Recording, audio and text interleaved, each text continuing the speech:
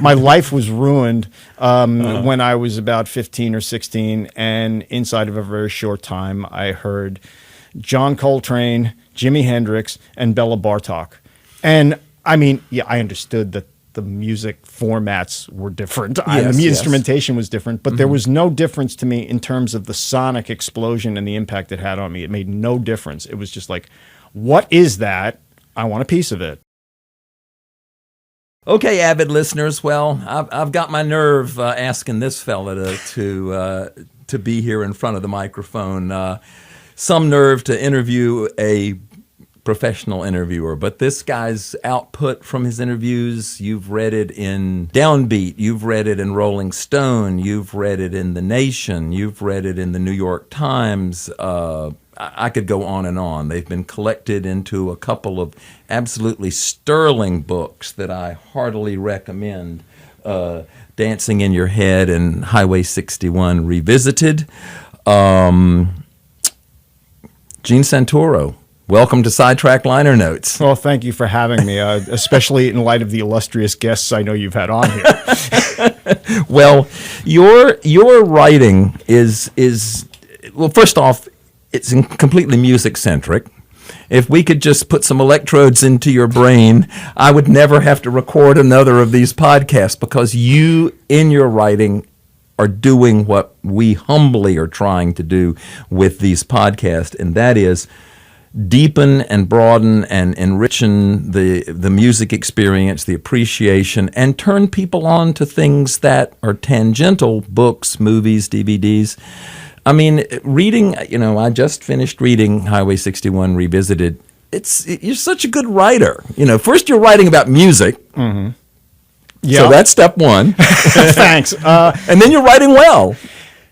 Yeah, well, they didn't happen together, although they actually sort of did. I mean, because they both go back. I'm a musician, or at least a musician of sorts. I've jammed with people from Keith Richards on down, and none of them threw me out of the room. Let's put it that way.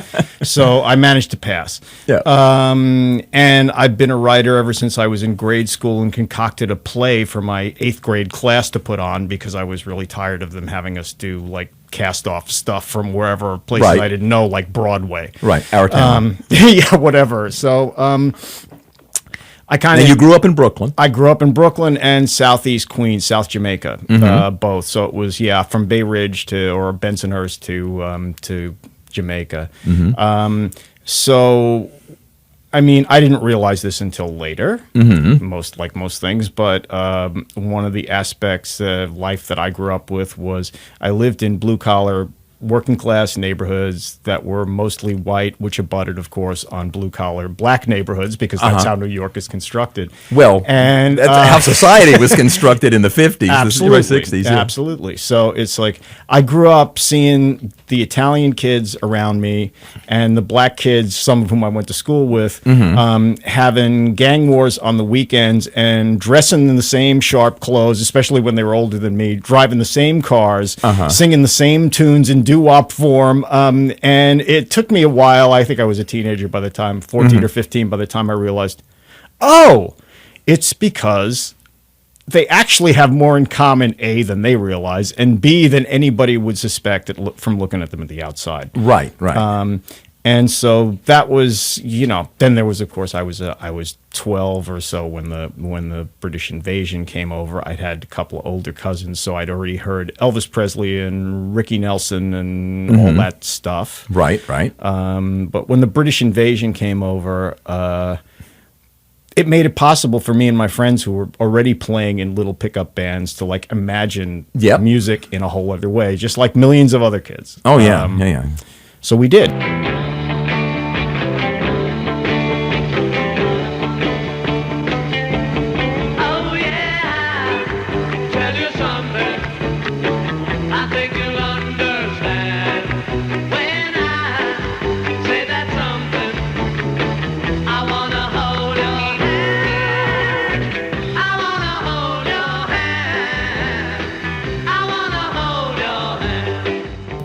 And were you taking the train into the Village?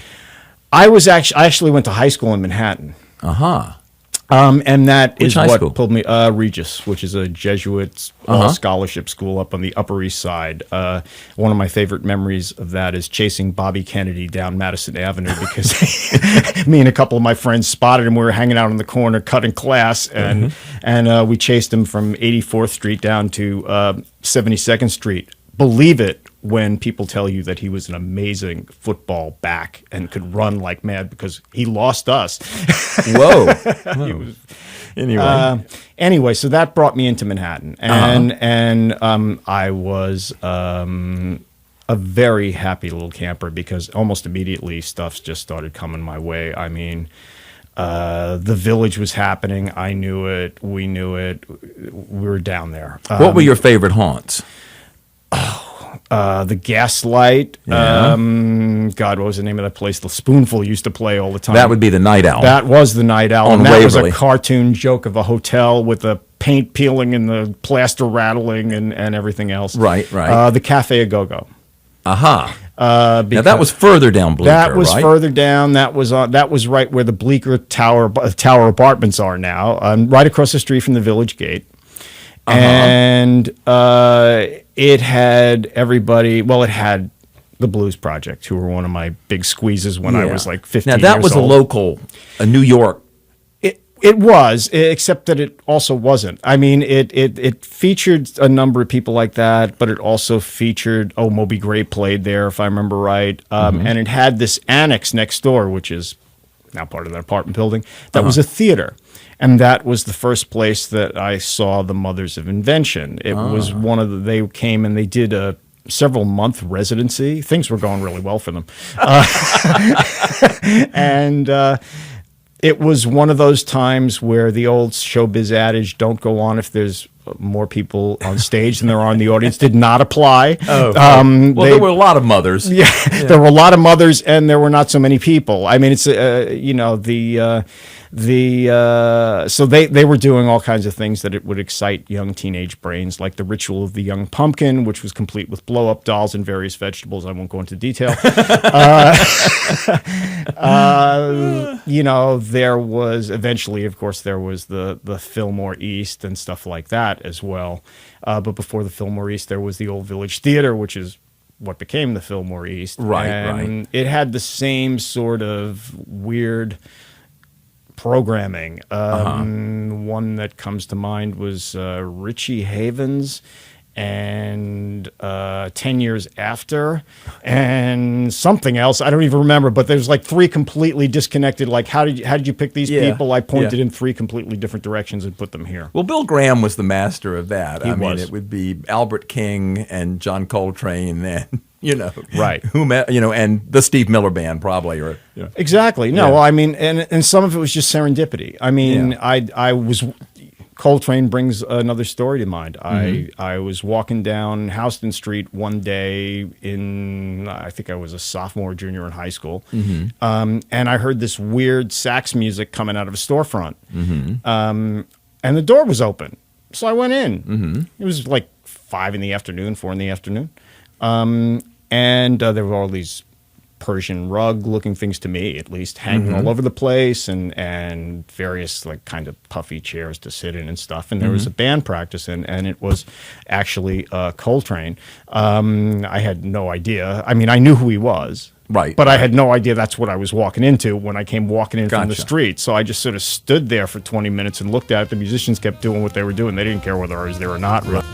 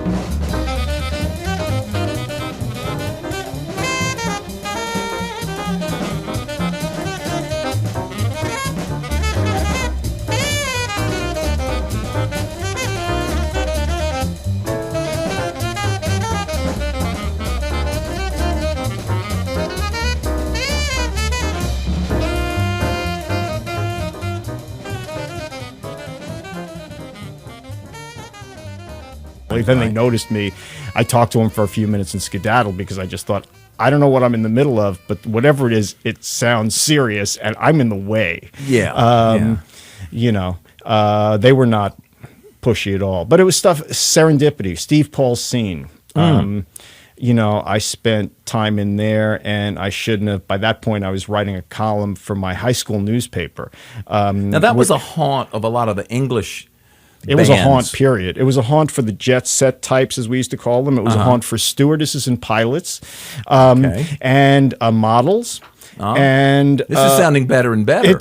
Well, yeah, I guess it was. You know, you look back especially, but it was an after hours. It was a totally after hours thing. People came after other gigs. So you got to remember, like, I'm at that point 15 or 16 years old. I'm already writing a column for my high school newspaper. I'm not sure how it got through because the kind of things I was covering and the times that they were running and everything else should have given somebody a clue that I was late for school every day for a reason.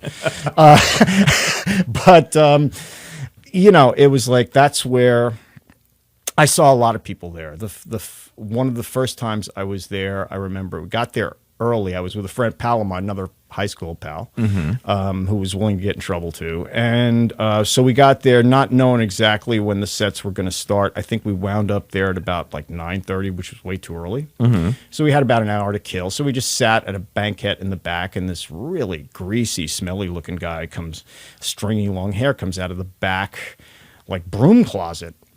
With a broom and a mop and stuff. And he's like, he looks at us and he goes, "What are you children doing here?" And we're like, "Well, we're here for the music, but we got here too early." And he goes, "You're not old enough to be here, are you?" And I was like, he doesn't look like a cop, you know. Well, anyway, he starts lecturing to us about the dangers to our morals. Do our parents know where we are? This is, but yeah, I bet you do. The short of it is, it was Tiny Tim. He was also the opening act, besides being the janitor for the scene. And so he got up there and did the whole routine that later became famous on The Tonight Show with his ukulele and stuff. And me and my buddy are sitting there going, "What?" Because we're there to see that one was to see the Blues Project. So it was like, okay, this is the opening act for them. We're to Rama. You have to know the scene was a basement. So it was brick, small rooms with like archways connecting them, bar down one side, stage sort of in the middle. So there were people kind of all around it in small groups. So the gaslight was bigger, a similar... Gaslight was bigger, though. Yeah. This was higher ceiling. Yeah, this was must have been a sonic nightmare. I mean, couldn't have been worse than the Night Owl. Yeah, maybe just because the space was brick and it was so weirdly configured. It wasn't even plaster, so it was like. But I have no idea because I was there. I have no idea how bad it really was. I do remember one of my favorite stories about it is the night I saw Buddy Guy and Jimi Hendrix jam there. Whoa. Because I have a couple of memories of it. One is that Buddy was still looking like Buddy from Southside Chicago. I mean, it was sharkskin suits. It was super conked hair. It was so much attitude. It just like, it didn't even roll off him. It came off him at you. Right. So playing he was a Strat then. Playing a Strat then. Came around. Thank you, Magic Sam.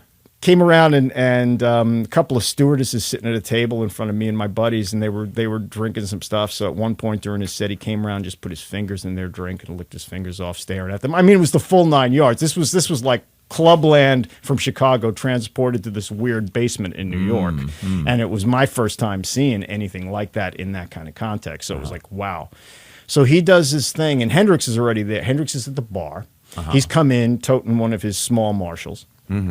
And he's got a guy with him with the inevitable, Revox tape recorder. Every moment captured. Every moment captured. And so we're like, wow, this is going to happen. This is going to happen. This is going to happen. So he comes on. Buddy invites him on. They come out. They start playing.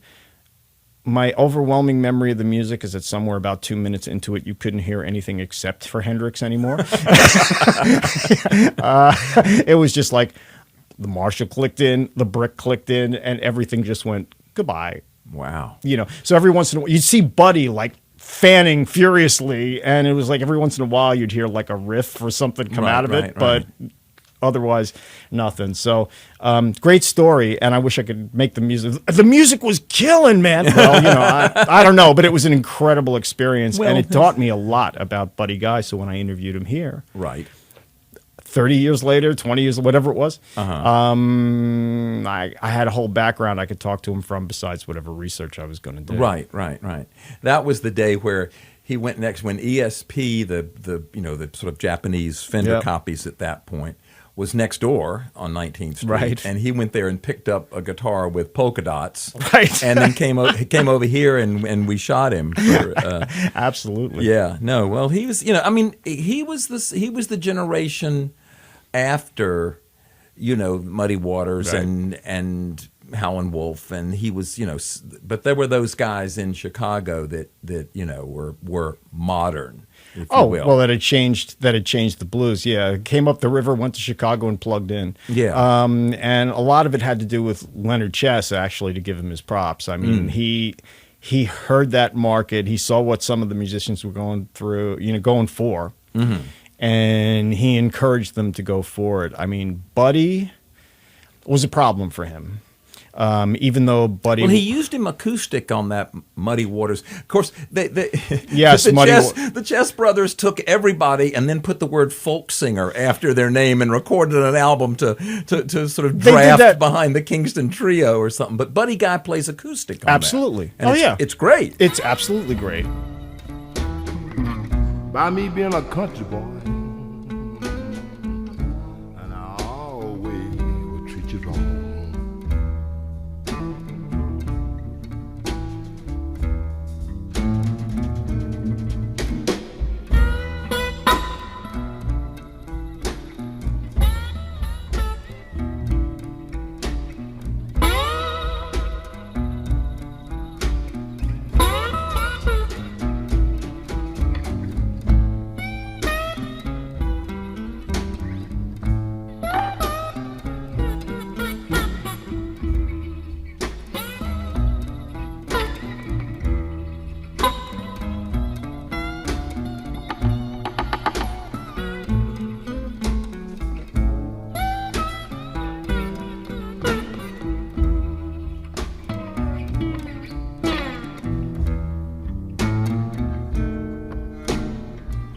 Don't say I don't love you, girl, because I don't never treat you right. No, I mean, but they didn't. The Chesses were cynical because they were businessmen in some ways, but they weren't. They actually loved the stuff, and so sure they were going for sales, but at the same time, you look at all the stuff they recorded on Muddy and Wolf alone, and it's mostly the real deal. It only got really sticky by the mid to late 60s, like, Electric Mud and stuff like that, it was worthy of its name. Right.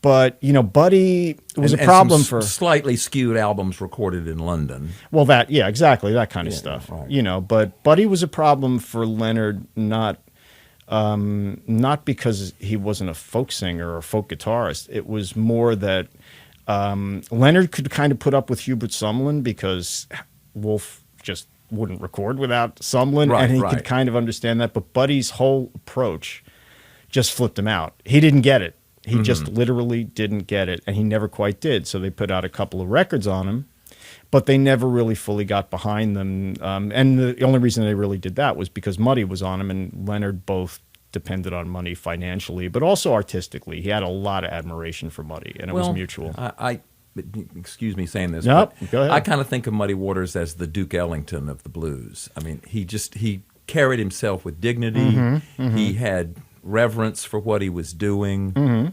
He made it work, of course. Well, and like Duke, he formatted the music in a way that countless other people tried to imitate with varying degrees of success. No Muddy Waters, no Beatles. Simple There's as that. There's that. No Stones. No, go through the list. Just go through the list. Yeah. So there is that. And, like I've said, I have my ambivalences about the Chess Brothers. There's a lot to not like. The way they paid people, the way their contracts didn't read, and all that stuff. But when it came to the music, that's why the musicians put up with them. Well, I think also that it's my analogy is you can't judge yesterday's people by today's Totally standards. right. You Yep. know, Thomas Jefferson, he owned slaves. Mm-hmm. But he wrote the Declaration of Independence. Exactly right. You know, so you can't have one without the. I mean, well, in that instance, you couldn't have one without the other. History's what it was, and people live in it, and Yeah. and often they can get around it or above it or something somehow for some parts. But very, very, very few human beings in the flow of history have ever been able to step fully outside it, because I don't know where you would step to. Yeah. Well, exactly. You know, and all of those. I mean, I don't know. Have you ever read that? I love the references that you make to books. By the way, the Spinning Blues into Gold is one that I'll put up in the blog. You endorse that. Yeah. And the other one that I enjoy, which is a read, is called Record Makers and Breakers, which is that fellow from New Orleans, John. Oh, I have to get this right. I think it's Bowen, but anyway. But he just goes through all of the, pretty much by city. You know, the Peacock Records in Houston, or Morris Levy in New York, Right. or you know, Specialty Records in L.A. And it was an underworld phenomenon that, you know, they owned a club. I mean, didn't Morris Levy own Birdland? Yep. So, I mean, and they talk about Sinatra hanging out with gangsters. Well, of course he hung out with gangsters. That's who was up at 3 a.m. It's also who would hang out with them. Yeah. You know, we're talking about a transitional time when, sure, I mean, there were always the huge matinee idols that people wanted to see, and Sinatra would have been one of them, certainly, by the 40s and the 50s. But for most of these guys, yeah, A, it's when they were up, B, where they were working. I mean, who was going to nightclubs at 3 a.m? Right. And It was C, the milieu, if you will. Yeah, exactly. Yeah. And C, you know, if we're talking about like blues musicians, jazz musicians especially, you know, a lot of them are black. Some of them are using drugs. A lot of them are using drugs that are real bad, real heavy. Right, right. Nobody else, you know, the only respectable people, in quotes, who wanted to hang out with them, fascinating, is stuff like, let's pick one group, young women, young white women, often from money, who were stuck in their social milieu and really constrained. And one of their ways to rebel was to go over there, where all the bad stuff was. Right. And immerse themselves in that. And then, you know, if they were lucky. Edie Sedgwick? You know, yeah, and Celia Mingus, you know, but not the rich part, but the rebellion part. Right, I mean, so it cut right. through classes, but a lot of them were rich. A lot of them wound up in psychiatric wards for brief periods or longer periods of time because their families were determined to detoxify them from this horrible yens that they had. Yeah. So it was like, yeah, who were they going to hang out? Who was going to hang out with musicians, and who was going to hang out with, you know, and who the musicians going to hang out with? Right. That all changed in the 60s to a large extent because the British invasion, among its many things, made it all mass, made it all look white, made it all look, it was your kids. And it was annoying. Like, these kids, look at their hair, God knows what they're doing. Right, but it wasn't like, look at these kids, yet. It wasn't like, look at these kids, they're shooting up smack. They're doing, Well, and they're black. And the other thing is that also that the Thank You Kingston Trio and the double whammy of the British invasion. I don't want to say that great music wasn't made, but let's face it, you didn't have to have Coltrane's chops or Thelonious Monk's sense of time to be able to play "I Want to Hold Your Hand." Not at all. And that can be said. You can say that's good or bad, but I don't think if the folk music and the easy rock and roll hadn't been accessible, I don't think we would have a lot of the music that from the 60s and 70s that we revere. It's totally true, and it speaks to a couple of things, I think, really. Those musics, for all the neoclassicism of some aspects of the folk revival, for example, those musics were about kids, and they were about kids. Either some kids just became fans, but it was irresistible to millions of kids to pick up a guitar because they saw this, because they could learn how to play most of the songs with, like you say, relatively minimal amount of skill. The guitar, I like to say, is the world's most democratic instrument. You can learn to play it enough to play it in a couple of weeks, or you can spend your life trying to learn how to play it so that you're better than you were when you first played it for a couple of weeks. Right, yeah, absolutely. So there was that aspect of it. It was all wedded to the sort of social currents that were going on as well, even if you weren't aware of them. And as a kid, you would feel it from the music because you'd listen to the lyrics. You'd see even the clean-cut, folky guys, would have, there were certain attitudes. The Kingston Trio, not so much, but even they did. I mean, the crazy stories about, the MTA and did he ever return and all this stuff. Right. And yeah, it's funny. Yeah. And we all laughed. But the Kingston Trio, I will not let anybody put them. They opened the door. I mean, they were smart. They were the harmonies. You can't, Yeah. The arrangements were tight. They had rhythm. Yeah, they had rhythm. They weren't and just humor standing up and there. intelligence, all that stuff. Yeah, all and that taste. Stuff. Absolutely. They just didn't go the. It took a Dave Van Ronk. It took to dig a little deeper and. But that's a whole different thing. I mean, really, it's the same sort of music, except that it's not too. I mean, as I've written, when I saw Dave Van Ronk, it was one of those glorious moments where I was totally confused.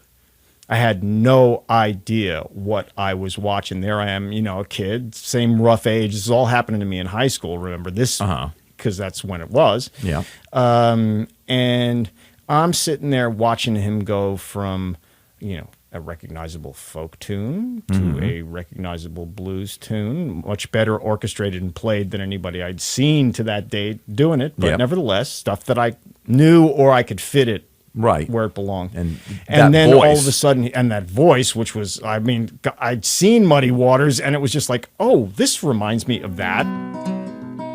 I'm Long John, I'm a long time gone, like a turkey through the corn, with my long clothes on. Well, if I had listened, oh, what my good gal said, well, I'd have been sleeping in my good gal's bed. But I didn't listen, I just rambled about. Well, now I'm on a chain gang with my teeth poked out. I'm Long John, I'm a long time gone, like a turkey through the corn, with my long clothes on. I got a heel in the front, I got a heel behind. Well, you can't quite tell. I'd never seen Armstrong, but later it reminded me of that when I heard the recordings that were the early recordings. But it was just like, then he'd go into some like Tin Pan Alley thing. Then he'd sing something about like strikes and newspapers. Then he'd sing something about that was, like some old swing era thing. Then he'd have like pieces of some medieval madrigal woven in it. And I'm sitting there going like, this guy is, I have no idea what half of this stuff is. Wow, this is incredible. Because it just, like whatever it was, he inhabited all of it so fully that you didn't have to know what it was. All you had to do was like be watching him and feel that coming at you. And it's like, I want to know what that is. Whatever that is. Right. I want a piece of it. Yeah. And of course he and his wife, took Dylan in. I mean, that's... They did. They took a lot of people in. Dylan was the most famous who used their couch. Yeah. And stole a song from him. And that too, and he never let anybody forget it. And that was fair enough. Yeah. I mean, but his capacity, he's kind of an avatar that way for me even still. His capacity to just like roam freely wherever he wanted to go musically and make it make sense in terms of his voice, his instrumentation, Dixieland, that to me was one of the key avatars of the best things that happened in the 1960s and early 1970s. It was that like, I don't care what it is. It's fun to play. I want to figure out how to deal with it and make it somehow like mine, different. And end of story. Well, that's the other thing that Queskin did. I mean, they would reference Jimmy Rogers, they would reference Louis Armstrong, they would reference Peggy Lee, they would, all of that. Yep. And some of it they just hung out a little bit with them. They would just, Jeff Moldauer with his Bix Beiderbecke fixation. Yeah. Now, and this is listen, one of the greatest jug bands that ever came out of that era was the Grateful Dead. So there you go. Yes, that's true. That is absolutely true.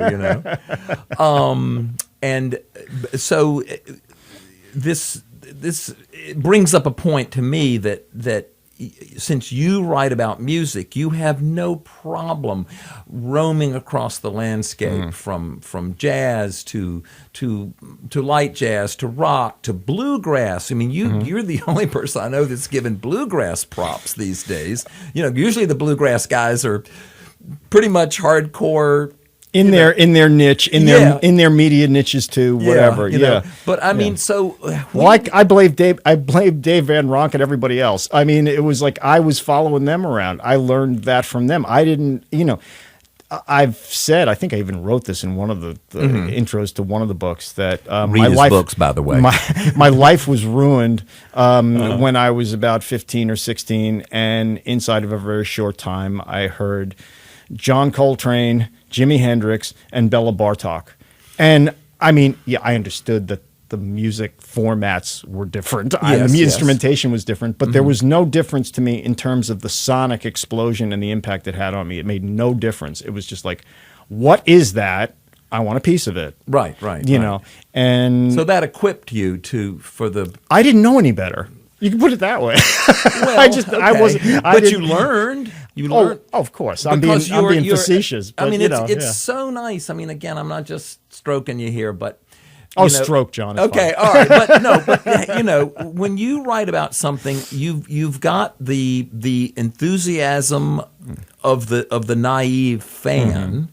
So that's great because that just you pull back the curtain and come on in, but you bring an awful lot of knowledge and cross references to the situation. You're not staying within the confines of whatever That's somebody like. Might be making that music within these confines, but you're not talking about it within the same confines. And that really makes it just adds to the enjoyment not only of the reading, but it adds to the enjoyment of the music when you return to it. And your references constantly are like, I got to dig that record out. Where's that Dave Van Ronk jug band record? Where's I learned. I mean, that's something that again I just absorbed by kind of osmosis. I can point to two of the people that I studied as writers because they both became friends. One of them was Peter Guralnick, who we were talking about before. Peter is a remarkably generous guy, and he was one of the people, at the time I met Peter, I was actually a baby book editor kid, and I was running a line of music books that I dreamed up, and I wanted Peter to write one of them, and he agreed. It was on the blues, guess what? And we worked on it for several months, worked on it really intensely for the last month or so, and by the time that was done, Peter became one of the people who said to me, why are you working as an editor? You're supposed to be doing what I'm doing. Robert Palmer was another guy that I learned an enormous amount from. Not Robert Palmer, the singer. Not Robert Palmer, the singer. I learned a few things from him, but not this.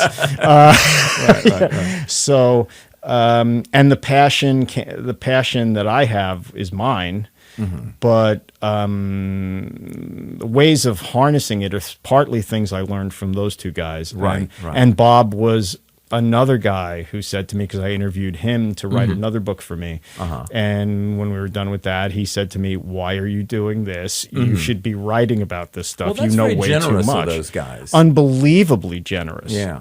Hi, let me invite you into my workplace and see what you can steal. I mean, No, exactly. Now, Guralnick, let's not just shuffle off. I can't just drop his name? What? No, you can drop his name, all right, but let's just, because, I mean, I would have to say that sweet soul music, I mean, I try to stay away from, like, Liszt, but people love them, so, but list of favorite books about music. Sweet soul music has to be on that list. It is on my list. Yeah, I mean, I almost always stay away from lists. Let me put it this way: Yeah. after 25 years at the Daily News, every year there came certain pre-specified times that I would have to do lists of things, and I always did them as early in the morning before I had coffee as possible because it was the only way I could allow myself not to think about the stupidity of having to do that. It's just like I don't do it at all. But sweet soul music is that's one of the things. Not just the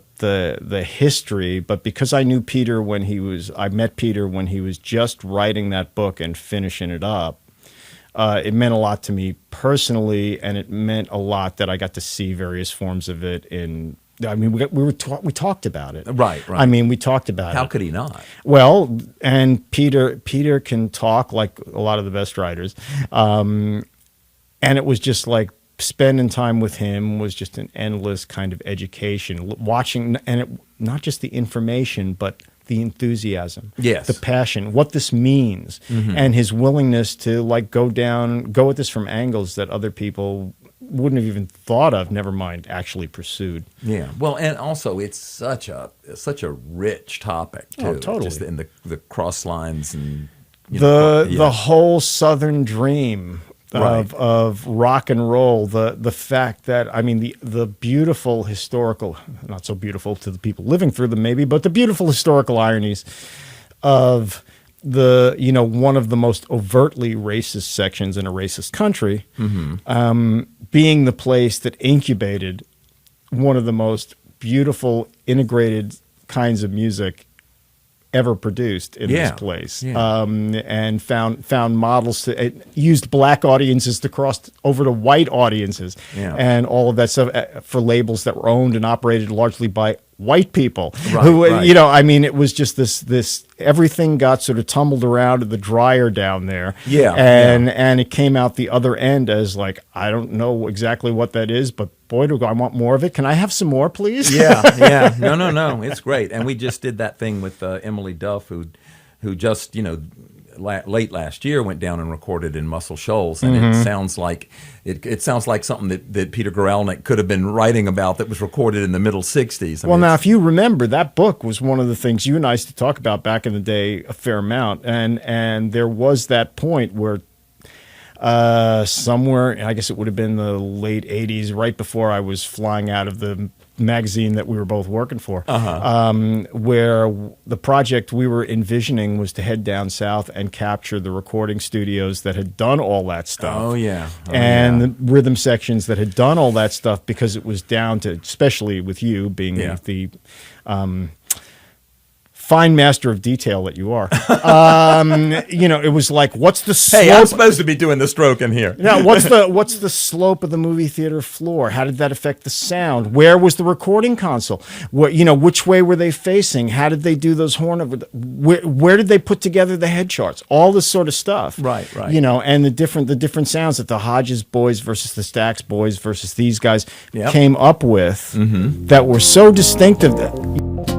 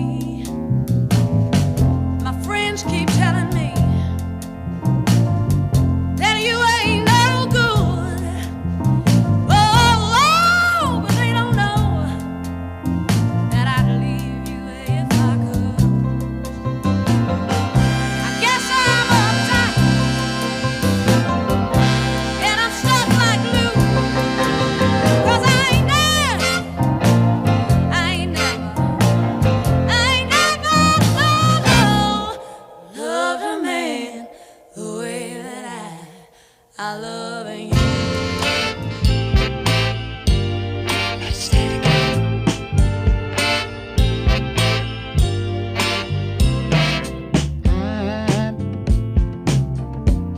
I'm so in love with you. Whatever you want to do is alright with me. 'Cause you make me feel so brand new. And I want to spend my life with you. Me say, sing, baby, since we've been together. Ooh, loving you forever is what I need. You hear the commonality, Yeah, yeah. but yeah. each one of them had its own signature stuff that Right. it did to it. Yeah. And so much of that was because of the nature of the recording that they were doing, where it was, how they were doing it, Yeah, you know, yeah. and all of that stuff. And it's Well, it's, as I like to say about tube amplifiers, everything matters. It's just that some things matter more than others. Right. You know, so that's my analogy for life. Everything matters. It's just that some things that's matter. it, kids. Life is a tube amplifier. That's your takeaway. All right, so let's talk a little bit about. Okay, so you're scuffling through the village. You're Yep. going down Canal Street. You're here in Coltrane. I'm just a messed up high school kid who's in the middle of the 1960s. But, you know, but it's like, yeah. you've gone to college. I've gone to college. I got plucked out of college in the middle of it by that thing called the draft. My 2S deferment got revoked because the administration decided with me, like with lots of other people, that I was I was an agitator. I was a troublemaker. I was involved in things like shutting down buildings and leading demonstrations and stuff. So I spent a glorious year on active duty in the Army. Where And was then- that? Oh, that was around the U.S. because it was only a year. They didn't have time to send me anywhere. I got into the Army Reserves thanks to a cousin of mine who told me what to do and sort of hooked me up. And so I spent that. I got out. I worked as an electronics technician for about 3 years. Tube amplifiers? No office equipment, proto computers, stuff like that. Okay, all right. Then I quit that and decided I would have my last rock and roll band, which went on for a couple of years. And after a couple of short and not exactly lucrative tours through places like New England, I realized that, I could keep doing this, but it wasn't really that much fun. And it wasn't really like where I wanted to be. So I went back to college, finished up, got into graduate school. Did that, thought about being an academic while I was in graduate school, realized that was a really bad idea. Went to Europe and lived there for a year on the government's money as a Fulbright. And came back here. And that's when I started working as a writer. Because it was like, okay, enough fun with that stuff. Now's the time this is what you wanted to do from the time you were a kid. You've tried to find all these angles around it. You've bluffed yourself enough. Go for it. And the main thing that at that point which allowed you to roam freely was it the Nation at that point? What was Well, actually, the first place I worked was for Noe at Guitar World. That was the first regular gig I had. I had some one-offs here and there in various places, but you got to say that for Noe. He could spot talent, authenticity, and Absolutely. enthusiasm. Nothing against the guy at all. I mean, Yeah, he was, and he did give me my head because, as you remember, I got lucky. I stepped in a couple of stories, that were big cover stories. Somehow one of the first ones was Jeff Beck. Beck wasn't talking to anybody. I talked to Ernest Chapman. Noe talked to Ernest Chapman. The next thing I knew, I was lined up to interview Beck. I don't know I don't remember exactly what happened. It didn't seem that complicated at the time, Right, despite all the stories. But Yeah. so that happened. Then it was I think the trifecta ran something like it was Beck, Ronnie Wood, and Keith Richards, and it was really just a straight line. I mean, if you're a journalist, you know, you follow one source to another. You follow one feeds right into the and other. that's all you do, you know. And so it's like, you know, Ronnie Wood came after Beck, and then Ronnie and I had a great time, you know. So I was at the Post or the News, I don't remember at that point, and I was the old Lone Star covering Irma Thomas, Oima. Oh yeah. And who was there? Didn't we do Lonnie Mack together? We did. And I remember when Memphis, Lonnie, the Wham. Yeah, when Lonnie Mack played the Lone Star, that's when Keith and Ronnie showed up that night and backed him up. Yes, also true. And they loved him. They loved him. Oh yeah, you know, they loved him. He was great. But the thing about the Irma, cut back to the Irma show. I mean, the Stones were there. You know. Go right ahead, baby. Go ahead and light up the town. And baby, do everything your heart desires. Just remember, I'll still be around. And I know, like I told you so many times before, you're gonna come back. Yes, you're gonna come back by knocking on my door. Yeah. Time is on my side. Yes, it is. Yeah, time on my side. Yes, it is. And I got some real love, kind that you need.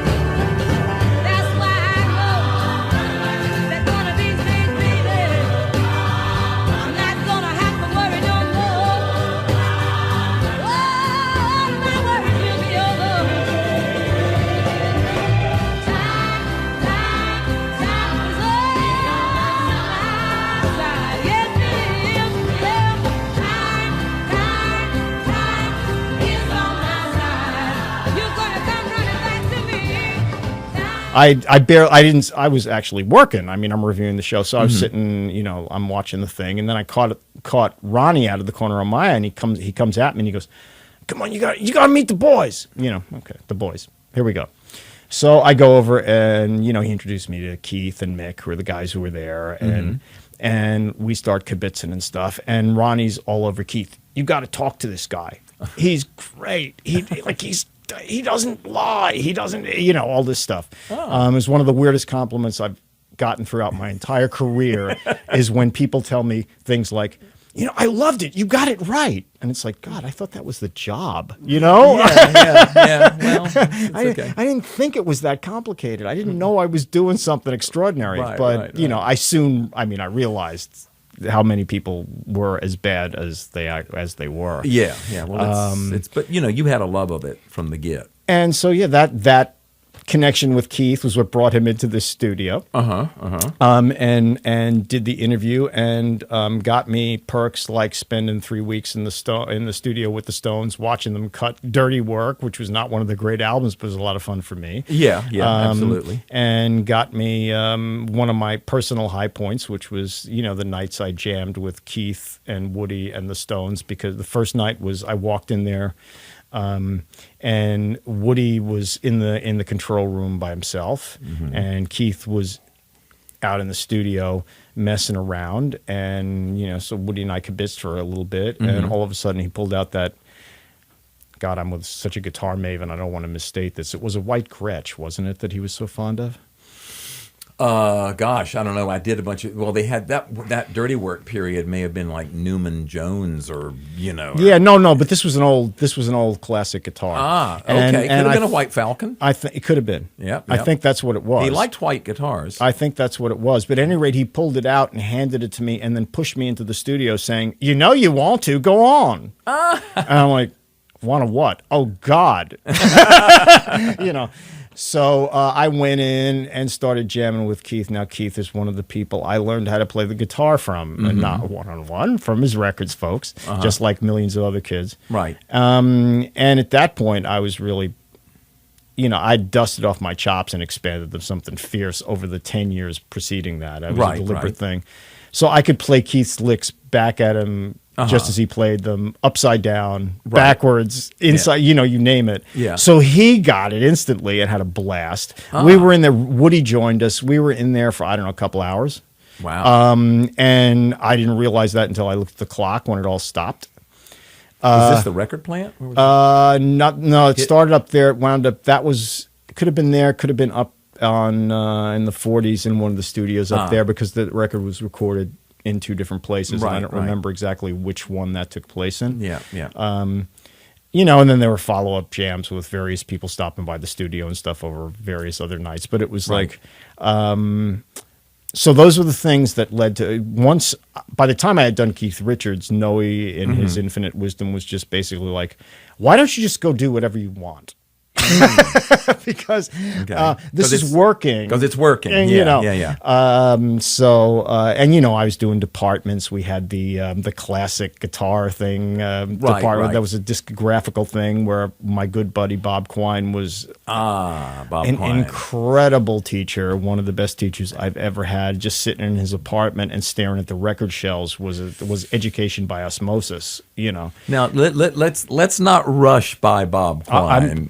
I'm not going anywhere. Okay, all right. So let's get a little bit of background. Bob Quine actually had a law degree, didn't he? Yes, he did. He never practiced. He never was admitted to the bar. Okay. Pop quiz. Name someone else in the music business that had a law degree. That would be Tom Wheeler. Rest in peace, Tom. He had a law degree too, I think. That's right. I'd forgotten that. Did you ever do anything for Tom? I did. I don't know, maybe a dozen or 15 pieces for Guitar Player. Yeah. I was the when subject. He was the editor. When he was the editor, exactly. I was the subject of a very flattering and completely confusing tug of war between him and Noe Goldwasser, the editor of Guitar World, because they saw each other as competitors, which they sort of were. Yeah. I saw myself as a guy who was making a living writing about stuff, which I definitely was. Yeah. And it was like, at one point, Noe I don't remember Noe throwing down any ultimatums at me because I was working a lot more for him. Right. But Wheeler did say to me a couple of times, you can't be doing this for both places. And I said, well, then you're going to lose. That's because I'm doing a lot more there. And by that point, Noe was paying me real money to do this stuff. But Tom was a prince of a fellow. Brilliant guy. I had nothing against him whatsoever. I'm just telling the story. Yeah, I mean, no, he was.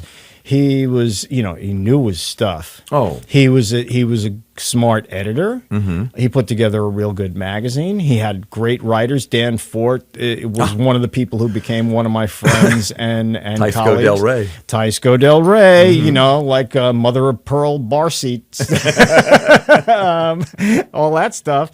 I still love. He writes great reviews. If you read his reviews in Vintage Guitar, he's, really got great taste. He still does good interviews. I've seen a couple of those. The Bloomfield one. Yeah. The Bloomfield one it took up like 2 issues of it just was epic. Yeah. No, I mean, Dan's a smart guy. And another guy that by osmosis, I'm sure I picked stuff up from because we were working in the same places at the same time. We knew each other. And actually, the first book I ever did was called The Guitar, The History of the Music, the Players. I put it together at the publishing house I was working at the time. And Dan wrote one of the chapters. I wrote a chapter on rock music. Dan wrote about surf?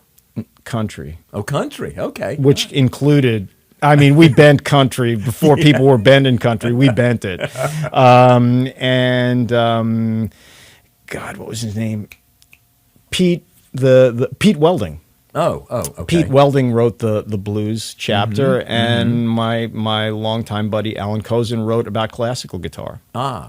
So it was a nice package. It came out. Warner Books put it out. It did well, and it was. But those people are people that either were my contemporaries or I just learned from. Right.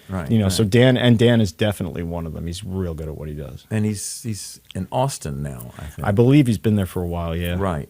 And for a long time, it was discussed that he was going to do the definitive Stevie Ray Vaughan biography, but I think that's, you get into family situations and rights, and It's yeah. only Hendrix is more complicated, I guess. Maybe just because there's so much money involved, but I mean, trust me, I mean, doing the Mingus biography landed me in the middle of that. Also, just because Sue Mingus, his last widow, who was married at least 3 times, maybe 4. Hard to tell. She doesn't have a wedding certificate either that she'd ever show me. I asked numerous times, but because we used to call them, especially when I was covering jazz and running around doing that stuff, we used to call them the jazz wives and jazz widows. I know in this moment of Me Tooism that sounds really derogatory, and it kind of was derogatory, but it was based not around their gender so much as around their function, which was they were the ones who were the guardians of the person, the keepers of the flame, right? And all that was good, and some of the musicians needed it for sure, right. But the Charlie Parker with whoever, yeah. But when it got to the point where they actually thought they took the next step, was one step too far for people like me, which was that I embody this guy. Well, no, actually, you lived with him, you worked with him, possibly, you did all these things, but when you're speaking to me, it's not his voice, really. I'm sorry, and so I ran into a bunch of that from Sue during the course of that biography. A lot of pushback about, well, this couldn't have happened. Well, I've got documentation. I've got interviews. I've got this. I've got that. What have you got? Well, I just remember it didn't happen that way. Well, okay. Well, that's sorry about that. But that was something that started out slow, ramped up, and by the end of me working on the book was really annoying, as in, sorry, Sue, but I'm going to tell this story. Well, go talk to Ronnie Wood. He'll say, you don't lie. And you're right. You're not going to lie on behalf of anybody, or if I was just doing a book, but she's like, she's like, I need to, she calls me up because she knew that the book was going to be, the final draft was done. She'd heard.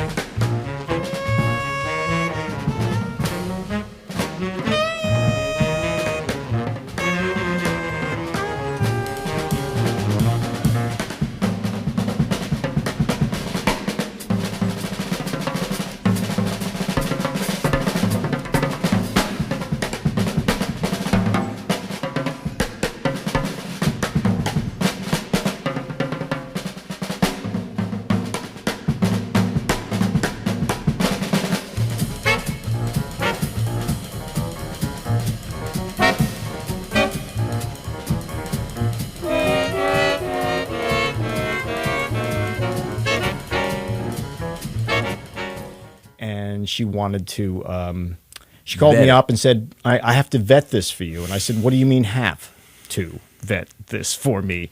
She said, well, I want to make sure it's right for both of us. I said, there's no way you can be able to tell that Let's just look at the simple chronology. You lived with the guy for a half a dozen years. At the end of his life, he lived to be in his mid-50s. Therefore, do the arithmetic. There's a whole half a century at least that you don't know anything about except what he might have told you. Well, he told me everything. Well, okay, that's not good enough. Yeah, You know, right. because again, I've been doing research. I've got documentation. I've interviewed 100 and whatever people.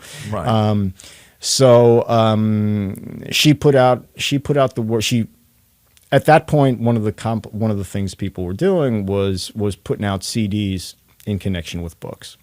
This is just, we're talking, folks, about the year about 2000 or so. Right. And so that was becoming a popular thing to do. I couldn't do that because she blocked it at every label that had Mingus's stuff.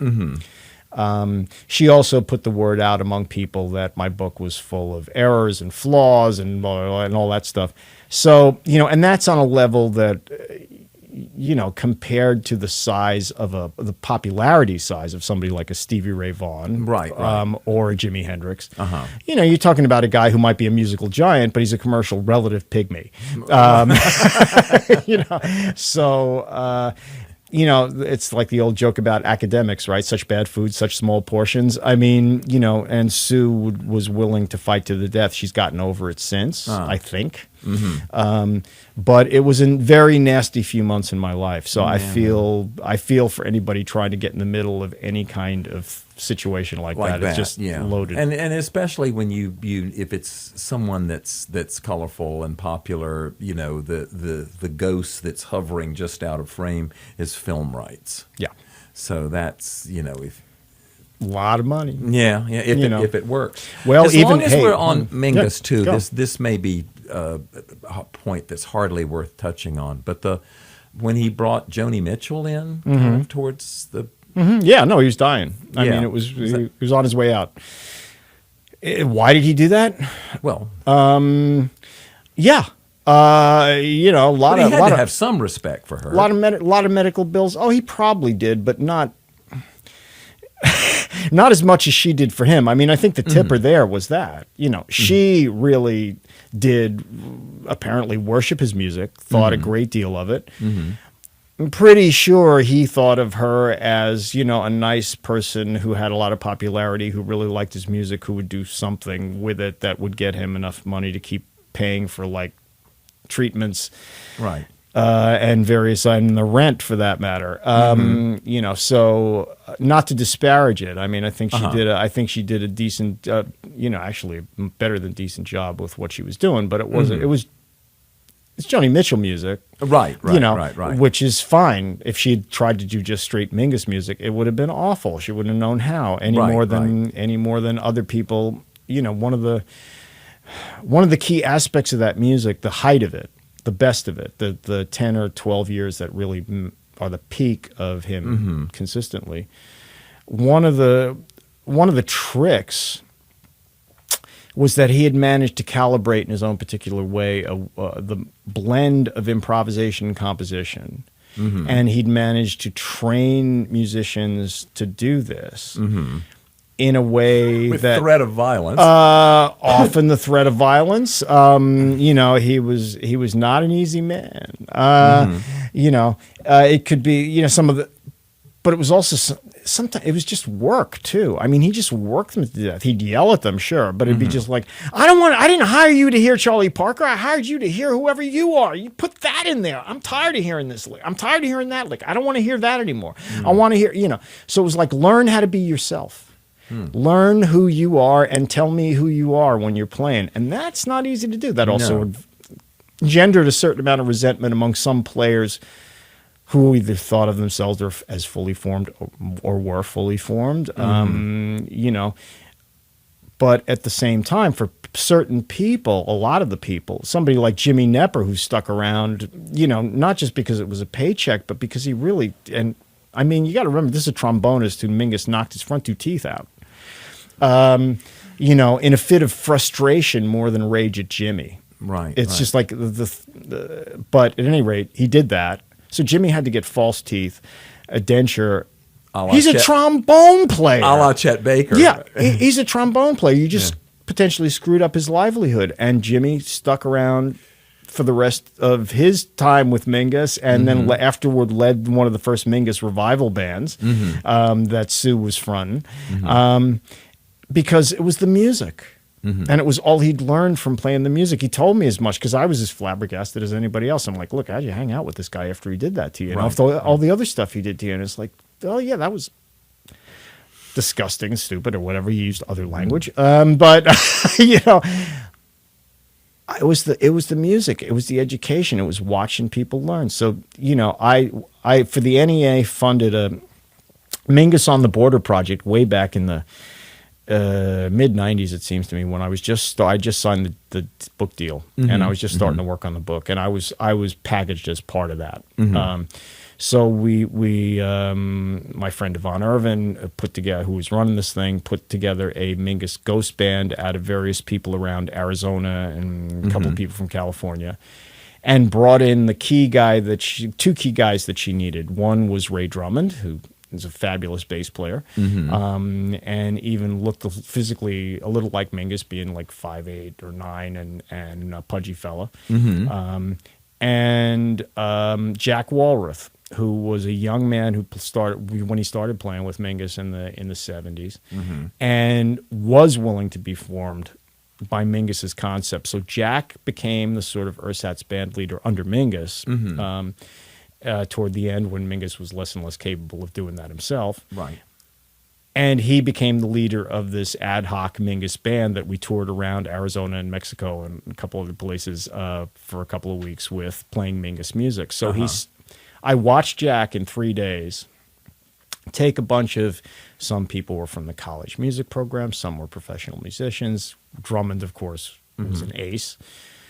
The piano player was a respected professor who turned out to be a pretty good piano player. But I watched Jack take this group and in 3 days of rehearsals turn them from people who were like trying to play Mingus music to people who could follow his head chart signals on stage for the podium and learn how to weave in and out of sections the way a Mingus band did. I'm not saying they were a perfect Mingus band, but they were way, way, way better than a lot of them that I've seen. Right. And they were really good, to my total surprise, because the first day I was just like, okay, well, this is going to be, Yeah. Okay. All right. Oh, but so it's that kind of feel was something that Mingus communicated to the best of his, the best of his musicians and the people who actually understood the music. It's very tricky because it's very abstract, and it really depends on people skills, which include threats. Yeah. Well, I mean, a similar kind of thing, I guess, although from a musical standpoint, it's not in the same league. But the mysterious workings of when the Grateful Dead would work or not. Well, I think didn't that depend largely on drugs? Okay. So let's sort of, I tell you what, let's do. Let's kind of put a cap, unless there's more that you'd like to say about the Mingus. No, I'm okay. Fine. It's the name of the book is When I'm Myself Real. When I Am Real. That's the title Myself of one of When his I Am compositions. Real. Okay, all right. So I want to drop that in. Now, I have no problem with shameless plugs on both the podcast and the blog. So I will definitely, find an image and, of course, the ones I've already got, I shoot that. Yep. In any specific songs, I try and drop in cuts because, again, the whole idea is to hopefully turn somebody onto something they haven't heard before, and then then there's a Spotify playlist. It's on the blog. If they have Spotify, then they can listen to the whole thing. Yeah. So let's sort of put a cap on that, and maybe talk about a few other the jazz. I mean, is it? Are you sick of talking about Miles? You'd rather not? No, I mean, I'm perfectly willing to go wherever you want to go because it's all just history. What's nice for us is we're not just in the same Dylan guitar. Yeah. That you range wider and with intelligence. I followed my nose and I got a nose like Pinocchio. Yeah. This is just what I do. All right, so let's sort of, so the Mingus, you were out with the Sons of Mingus or whatever you. Yeah. No, but it's, in terms of Mingus's music itself, I mean, I've written this, I've said it, and I believe it. You know, it's one of the great bodies of work of an American composer in the 20th century. What he did in terms of creating long form work in a jazz context, as well as the kind of stuff I was gassing on about the improvisation versus Right. composition, and the way he melded that together in ways that no one else had quite. Stuff like that. I mean, he's a towering figure, cliche or not. And it was funny because just about the time that the book came out was about the time that musicians inevitably, it would have been just about 20 odd years since he died. And so all of a sudden, right about that same time, there were people like Jerry Allen and Bill Frisell and various folks like that who were suddenly doing tribute albums or reimaginings of Mingus music, and it started popping up all over the place. So I sort of shrugged my shoulders and grinned and said, well, you know, Catch a I knew wave. these people. I'm part of this way. I understand this. yeah. So it's like, yeah, there we go. Well, let's send folks to it. It's the book is Myself When I Am Real. Yep. And the definitive tome. It better be, because that's what I say it is. Okay. All right. Well, we'll send them. We'll drop in. And I guess LPs. What should they go to if they don't have it? Go to the 1959-1960 period and start with Better Get Hit in Your Soul. And just range all over there, because that's the height of his gospel blues stuff. Farwell's Mill Valley, which is one of the most beautiful long form compositions.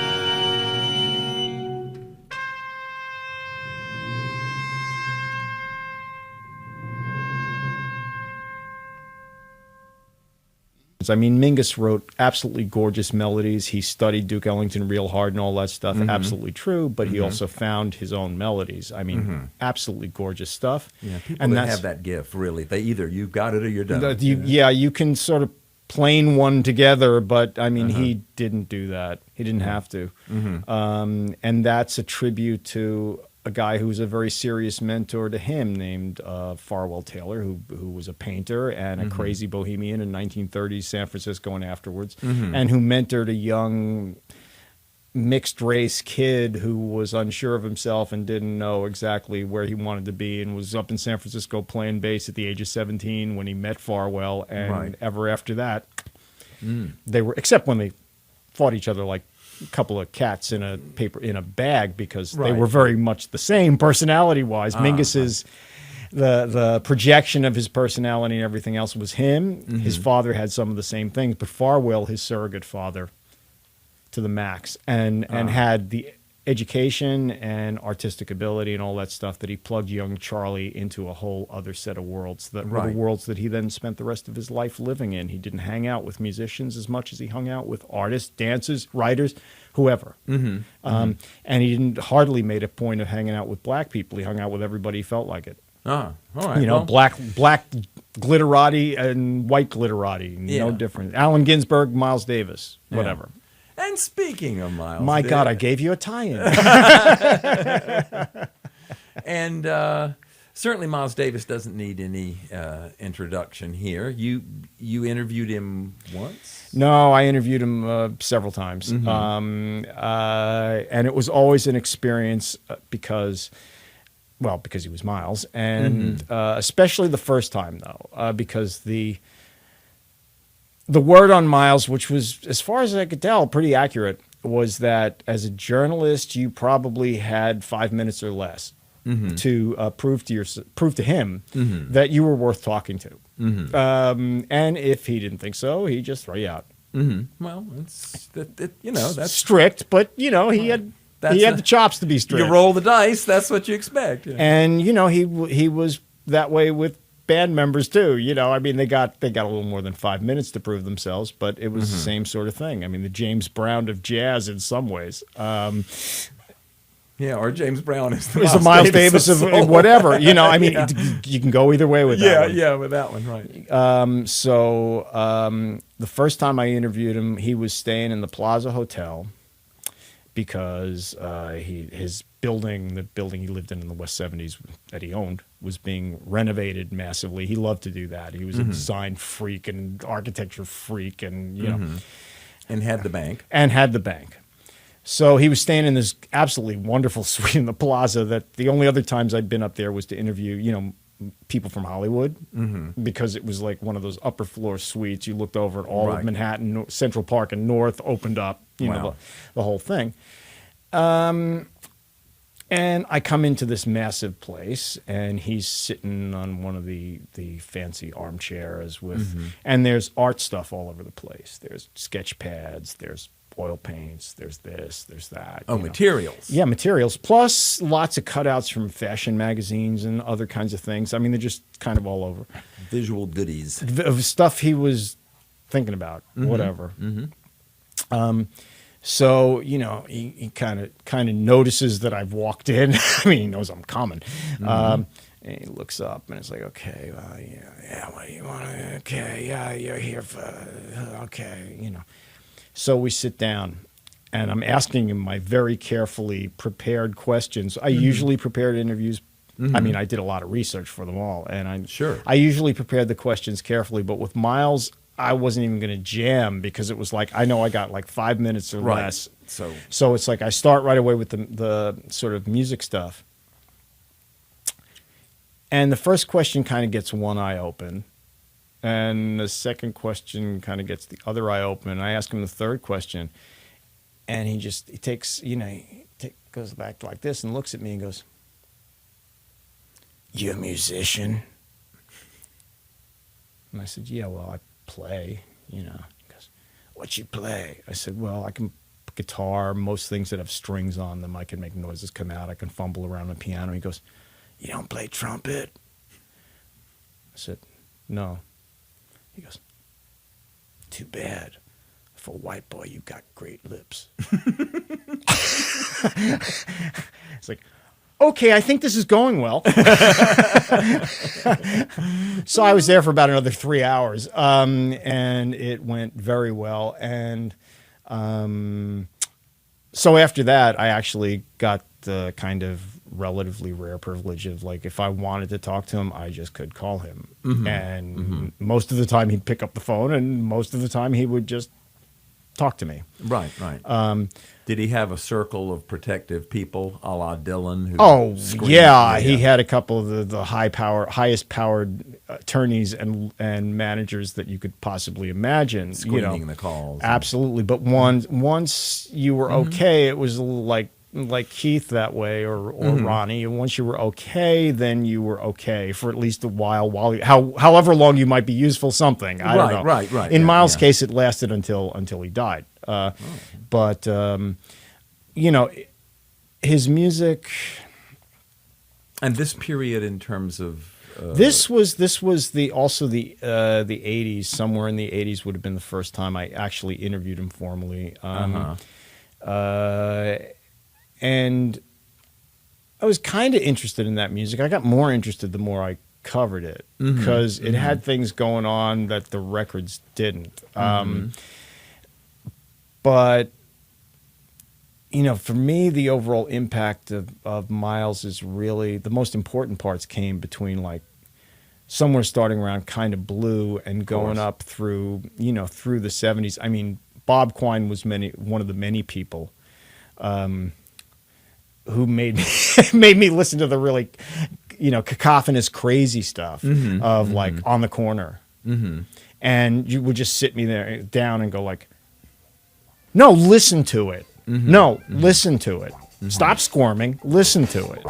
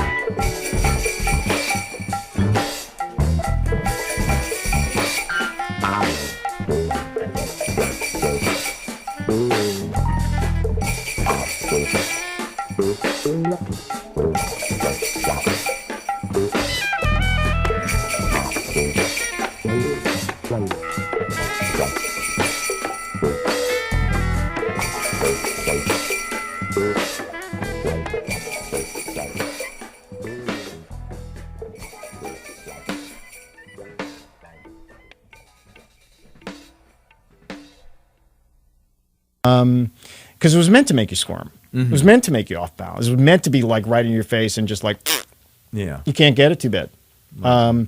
You know, but all the arc from that kind of incredibly accomplished but lyrical still stuff that he was doing in Kind of Blue up to that was one of the things that always captivated me. The other was the movement that went along sort of with that musically in terms of, again, his approach to how to meld improvisation and composition. And Bill Frisell was one of the people who actually has captured this the best in his own music with his groups. Because Bill and I have talked about this, and he understands it really, really well, better than me. The music will start with the melodic line and the rhythm that is the piece. And then gradually, if you listen to albums like ESP and around there, you'll hear this at work, especially with the Wayne Shorter groups. Those are when it happens really big time. So you start with this format and form, and then you listen as it gradually kind of changes. Some parts of it are just eroding. Other parts of it are being shoved around, first gently, then more noisily. So you've got what should be in your mind the lead instrument or instruments essentially not doing that much movement musically. They might be doing some stuff. They might be changing accents. They might be moving the line around. The crumbling and improvisation and all that stuff is happening underneath them and around them and changing the context for what it is that they're doing. And it's like, wow, you just inside outed the whole idea. Right, right. You So know. it's not a foundation with a lead on top. No. Yeah. No, Wow. and which makes it, which really opens it all up to becoming like Miles's version of harmolodics without having to call it something else. Because you've got, all of a sudden, you've got 5-6 people who now can do almost anything by the time you've reached a certain point is the music on spools. You know, anybody can do just about anything, and there's room for it because there's somebody who's carrying some part of it enough so that people's ears can follow it. Right, right. Um, right. Now, and what it's just part of this brilliant. does Mike Stern, was he involved at this point? Mike came into it because that was what Miles was basically kind of doing from then on. I mean, that's what I've just described to you is one of the things I learned backwards in part from listening to On the Corner, because it's just totally inside outed. It's just like the whole thing is inside outed. Mike and those guys were playing. I mean, Schofield, you know, all those guys were playing in the bands that were doing things like that got disparaged a lot because they were doing things like Cyndi Lauper hits, which were Prince hits, which were Right, whatever. right. And actually, those bands, you know, they could be overwrought at times on stage. I didn't listen that much to their records. I saw them enough. I was writing about them and uncovering them and stuff. So, but they caught essential. One of the things that everybody learned from Miles, I'll put it this way. Herbie Hancock was one of the people who described it to me best. He said, "You learn how to just take a piece of music and take it completely apart and then put it back together again in some completely different way."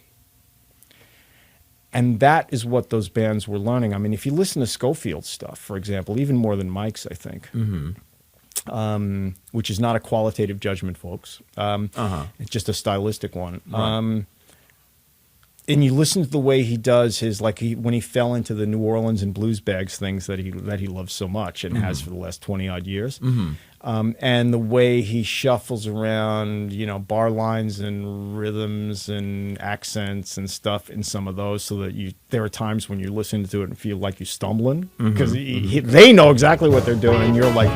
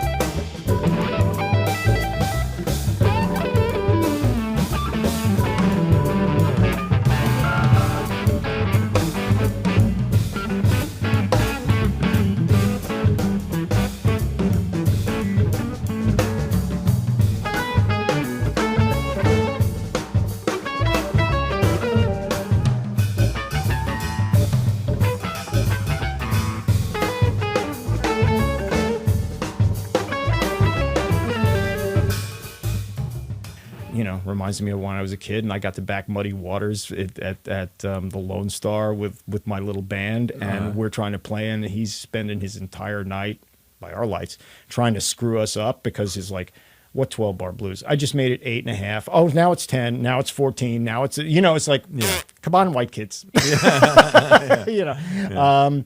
And it was like that. Right. It's like, keep up, learn to do it. And it's just, if you're a musician, it's just a really kind of profound tool to have in your kit. And once you've learned to think that way, it opens stuff up like mad.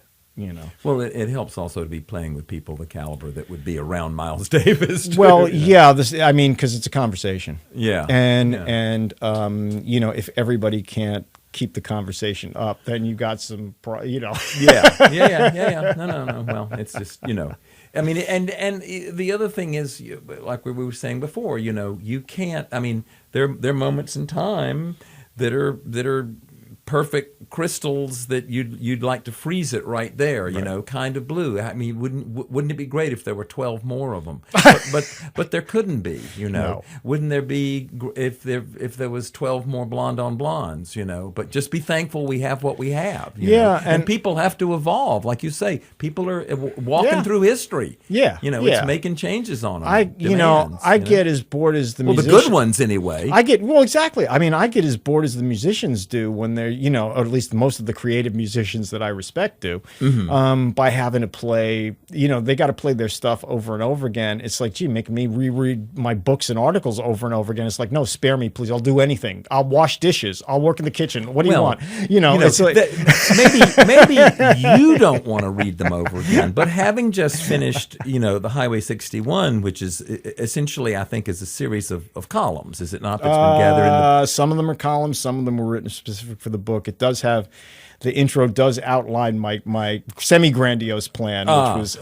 it just, it's like...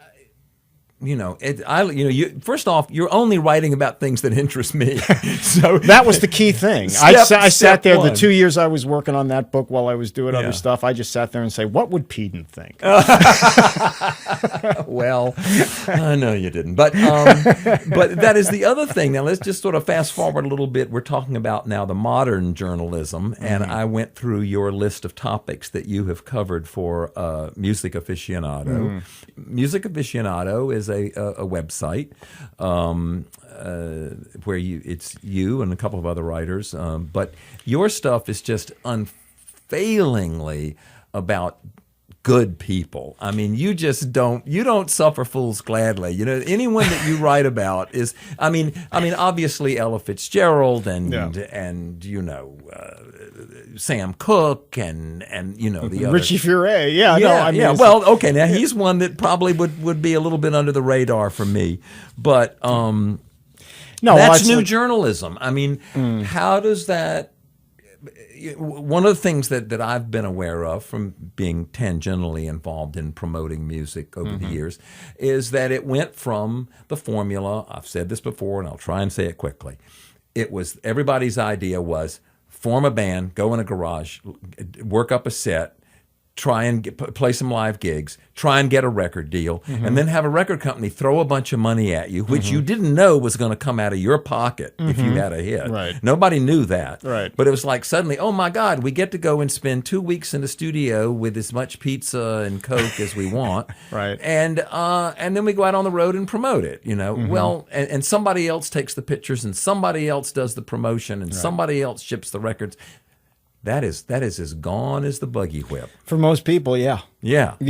And so then suddenly you got these things where there'd be bands in the studio and they'd be meeting each other for the first time. Oh, you play bass. Oh, I love what you did on that track, And it's like, and it would be my job to try and make them look like they had the camaraderie of the Stones, or the Beatles, and of course they didn't. But, and now musicians have to run their own. They get up in the morning, they have to answer phone calls. That a perfect example for me, a guy that I think is just a terrific musician who does this is Jim Campolongo. And he sets up his tour schedule. Sure. He books his backing band. He's got his residencies at the Rockwood. He's Yep. putting out his CDs. He's handling his promotion. Yep. It's a 180 from where it was the period that you and I were talking about. Yep. And, Yeah. And how about you as a journalist? How do you handle this at this point? I don't. I don't have to. Oh, okay. It's not in the sense that I'm not the one who has to do what they have to do. I mean, I talk to musicians because I talk to them all the time, and I spent, especially starting when this stuff started to happen, when the I'll backtrack a bit. I mean, the 80s and 90s looked like the gravy train to a lot of people in terms of the music business. It wasn't. It was more like what you described earlier on. I mean, by the time the madness really peaked somewhere in the 90s, it's like, we're going to give you guys $500,000 for 8 records. Wow, do the arithmetic. You just owed them about $500,000. Yeah. And you owe them 7 more records after you've done this. Right. So I don't know what kind of slavery you want to call that, but it was pretty close. It's hard. It was hard then to make younger musicians who were desperately chasing that. No, because that was the dream. It was hard to get over to a lot of them that they really would benefit by not doing that. Because what was going to happen had already happened a million times before, and it was pretty damn predictable. What was going to happen was that, the record company was going to take their stuff, and maybe it would put muscle behind it, and maybe it wouldn't. Then when it didn't quite work out as well as the record company had projected, then the record company would be more actively involved in what you wanted to make from the ground up, and this would gradually ratchet up if you managed to get to a third record, if you managed to get to a fourth record. If the record company still existed. If the record company, well, by that point in the 2000s, if the merged record company hadn't become like part of the one big Meshuggah thing that whatever Right. it was that was going on, the one big taco. So, One Big Taco Records, latest release. here it is, complete with hot sauce. So it's like that isn't really what people wanted to hear, and I can totally understand that. Some of them did. And some of them were people who became, did the early forms of DIY stuff. And that it's a lot of work, and some people are successful at it and some people aren't. Not every musician is a brilliant business person, can communicate with people at any level, whatever, but my Has point, the work ethic. Bingo. But my point was, this is really like what you do, what I do is kind of abstract. It's creative. It's weird. And, it's better for you to actually own it yourself. And that way, you get slammed in the head. It doesn't work. It's not because 15 other people in suits changed what you did and now you're reaping the unbenefits of that because everybody hates it, nobody's buying it, whatever. It's at least this is what I wanted to do. This is how I wanted to do it. There it is. It's not going to feel nice when everybody goes, so what? Right. But at least you did it. And if they like it, well, then even better because you did it. And you can do it again. And or, you can or do some it again variation. because this is actually what you want to do as opposed to what you and a conglomerate have sort of agreed you think Right. you're going to do. So it cut a lot of ways, that collapse of the record industry. I think it freed a lot of people up. I mean, there was an amazing while this was going, the transitional period was in the 90s and early 2000s, really. And while this was going on, I can't answer for every city in the United States, but in New York and a handful of other places that I was at fairly regularly, what I saw was an almost explosion of places to play as opposed to the 80s and 90s where things were shutting down. And it was part of the DIY thing. I mean, I remember at this point I was certainly at the news because I was at the news from the early 90s on 90, 91, whatever it was. I was at the Post before that. I remember going out looking for.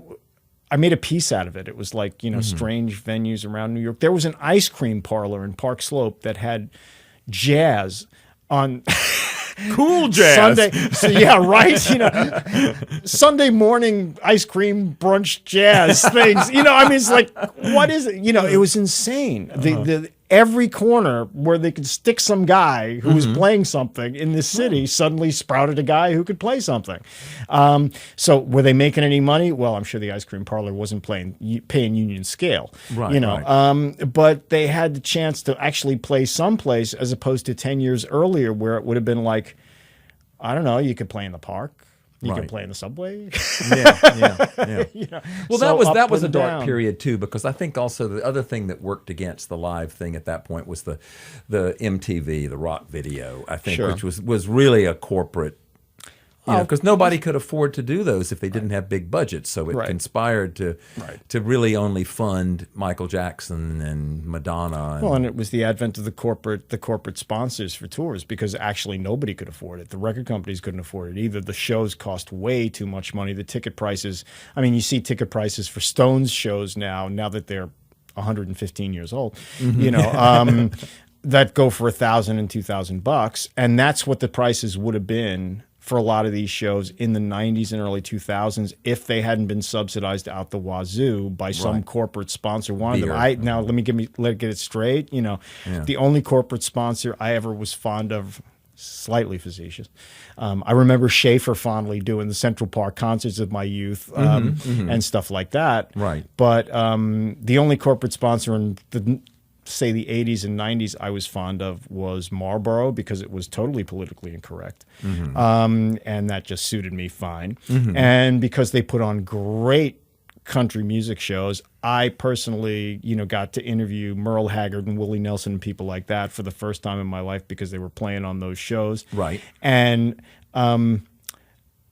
it brought really fun little moments that I'll never forget, like, me talking to Merle about the music and what he's doing and all that stuff, and then talking about the Marlboro sponsorship because I know he's going to have something great to say. And it's like, people think this is kind of, and he's like, pulls out a pack of Camels because that's what he smoked, puts it on the table and goes, have your photographer take a picture of this. It's just like, but that's what paid a chunk of the freight. And would I have rather that there was some other way to do that? Yeah. But since people wanted shows that were, in the case of the country stuff, less prepackaged and all that kind of stuff than you would talk about MTV, for example. But if you wanted an hour show that was essentially a TV program produced in 3D on your stage, live in quotes, sorry, that's going to cost one truckload of money. And it's going to come from someplace. So that's how that went. You want to go see Madonna so that she can do like exactly what you saw her do on TV? I'm okay with that, but right. All those dancers have to get paid. Yeah. And the light show and the technology has to be bought. It has to be worked on. There was the great old the old Astoria Film Studios that people like, I don't know if that Madonna ever used it, but I covered people like Billy Idol and, top people like that using it because that's where they would work out the choreography, lighting, and everything else for their shows.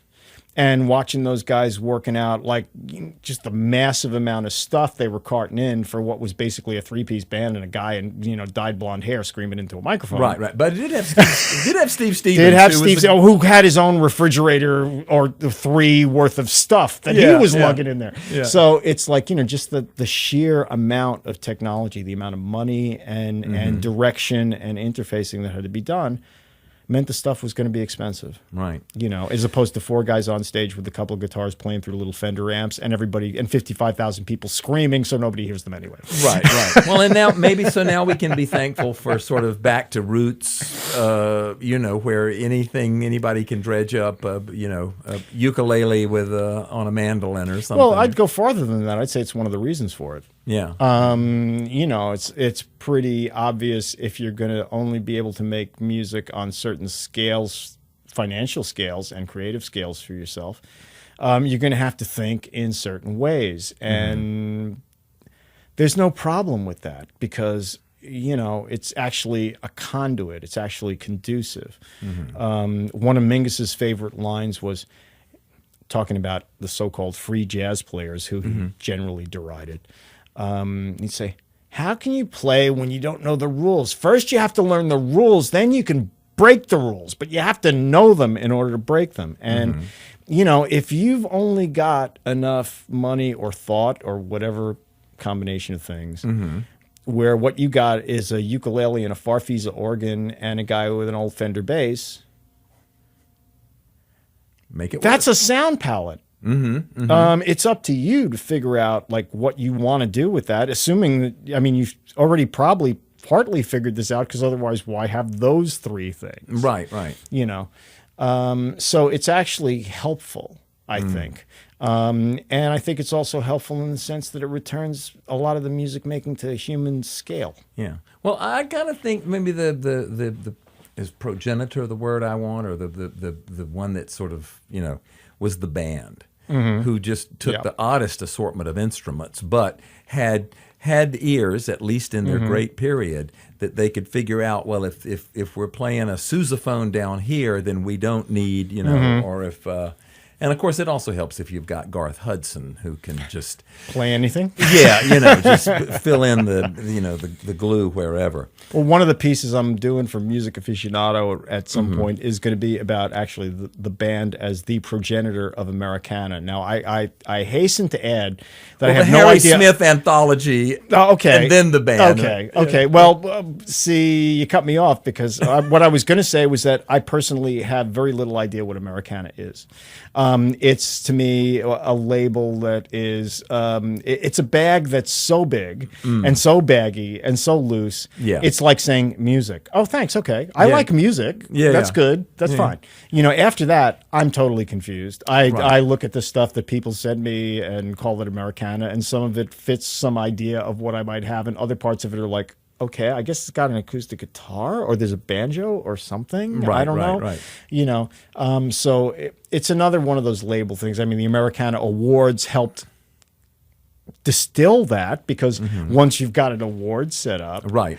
It's a category. then there are categories. Then there are people who want to be in those categories. Then there are, so it's one of those self-fulfilling kind of things that happen. Right. Is Steve Earle Americana? Well, it depends on what album you're talking about. Right. But the band and the Grateful Dead, I would argue, if you had to pick two people, sorry, Harry. Harry didn't write. Exactly. If you had to pick two groups that are kind of the grandfathers of what it would be them. For different reasons. But one of the things my entire life, when I was 20 or 21, the Dead and the band were on tour together. This is something that, exactly, because if you don't know that, you didn't see that, it's going to be the reaction you have. And it's probably the reaction most people at the time had. It's like, how can they're total opposites? Well, actually, they were not total opposites. They were both incredibly grounded in what we then, and I still call, kind of roots music.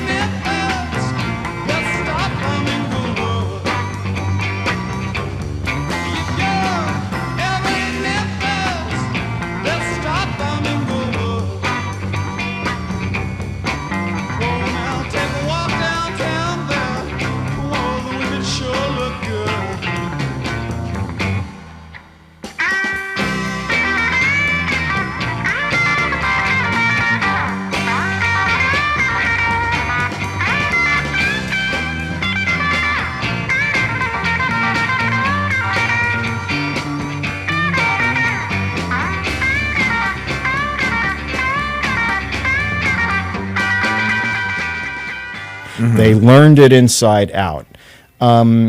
They became real professional musicians at all kinds of levels. I mean, the Dead even more than the band, but they never lost their amateurish ability to screw up. And the screw ups, listen, you know, Duke Ellington, Keith Richards, I've had lots of people tell me in one form or another that in Keith's formulation, the first time, this was about Satisfaction, by the way, the riff for that. The first time you do it, it's a mistake. The second time, it's genius. So, you know, it's like, that's the thing that they did learn. One of the things that they did learn. And it was the love of American music and the willingness to dive into it in their different ways. The storytelling. I mean, everybody, including me, thinks of the Grateful Dead as the paterfamilias of every jam band that's walking around. True enough. But go back and listen to the songs that Bob Hunter and Garcia wrote in particular. And it's like, once you get past that, and even in the late 60s, I mean, they're writing stuff like Dupree's Diamond Blues, which is this crazy, slightly psychedelicized, but very recognizable tale of death and murder. You know, guy kills his woman, goes back to the Ozarks, goes back to the Alleghenies. It's come right out of Scots Irish folk music, you know. And that's the stuff that they shared. And that's the stuff that I think of as the roots of Americana. Well, and that's how I... Mother McCree's Uptown Jug Stompers. They were a jug band. They were a jug band. And they played all that stuff. You know, and the band was not a jug band. That's one of the funny parts of it, is that the band came out of rock and roll. Everybody, Levon came out of soul music. You know, everybody else came out of rock and roll. You know, real rock and roll. I mean, Robbie Robertson wanted to be Mike Bloomfield. Yes. You know, let's not stray too far from Mike Bloomfield, by the way. But finish up with what. I was just going to say we got to pick up. That's probably as far as Robbie is concerned, that would definitely be an unfair way to put it, because he'd say I was doing the same thing at the same time when I was in Canada. Well, you know, of course he would, and it's probably even true, because parallel development permeates culture the same way it does biology. Well, the other one you got to throw in there is Roy Buchanan. You do. You know, because that was an influence on Robbie as well. Yeah. The other person that I don't know that I regard as a sort of a cross pollinator of that was John Hammond Jr. Yeah. John Hammond Jr. was playing the folk circuit in Toronto. He was bringing the information back to New York about these guys. He was also going to London, hanging out with the Stones, right, before Ry Cooder did. And he's the one that had at least Robertson and I'm not sure how much of the band ended up on the So Many Roads album. Right. But that was the first, you know, that's where he actually talked Vanguard into letting him do an electric folk album, right, if you will. Right. And supposedly Dylan hung out. It was a full year before bringing it all back home. And then the other amazing part about that thing is apparently Bloomfield came in, and Bloomfield was intimidated by Robbie Robertson. And Bloomfield played keyboards because he hadn't been playing much electric. Yeah, and he was also he was that kind of he was apparently, look, he ended his life as a continuing smack addict, heroin, and he was a guy who was very interior, very fragile, very introspective. I only got to meet him a couple of times as a kid, and I had no insight into his personality then, and I will not pretend I did. But if talking to people who worked with him over the years that I've been doing with this, it's the picture that's emerged is fairly clear of that. So he would have been intimidated because everybody would have seemed like they were in their place, and he was the guy who was on the outside. So just like, what do you want me to do? But yeah, he turned the tables on that, I think, pretty successfly with Butter, especially the Butterfield Blues Band, and with Dylan. I mean, there is no way no way I can listen to those records without like suddenly becoming, you know, like 16 years old again and have the top of my head blow off. You know, they're another one of those things. Like I don't know how many copies of East West I wore out as a kid. Luckily enough, my phonograph was so crappy it didn't really matter, and I had my head literally in between the speakers anyway, Right. and all that stuff. So I learned every lick, I learned every note, I learned what everybody was playing, even when I couldn't tell who was playing what. Right. Because it was just such a breakout.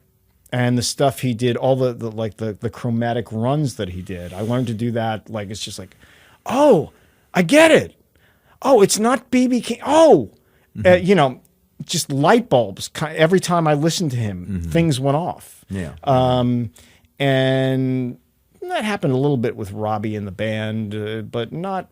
It was more like there were licks, there were chordings, there was all kinds of that. I mean, I learned when it came to chordings is like Curtis Mayfield, Jimi Hendrix, Robbie Robertson, Keith Richards. I mean, a handful of people who really, really, really knew how to do that when I was a kid and learning.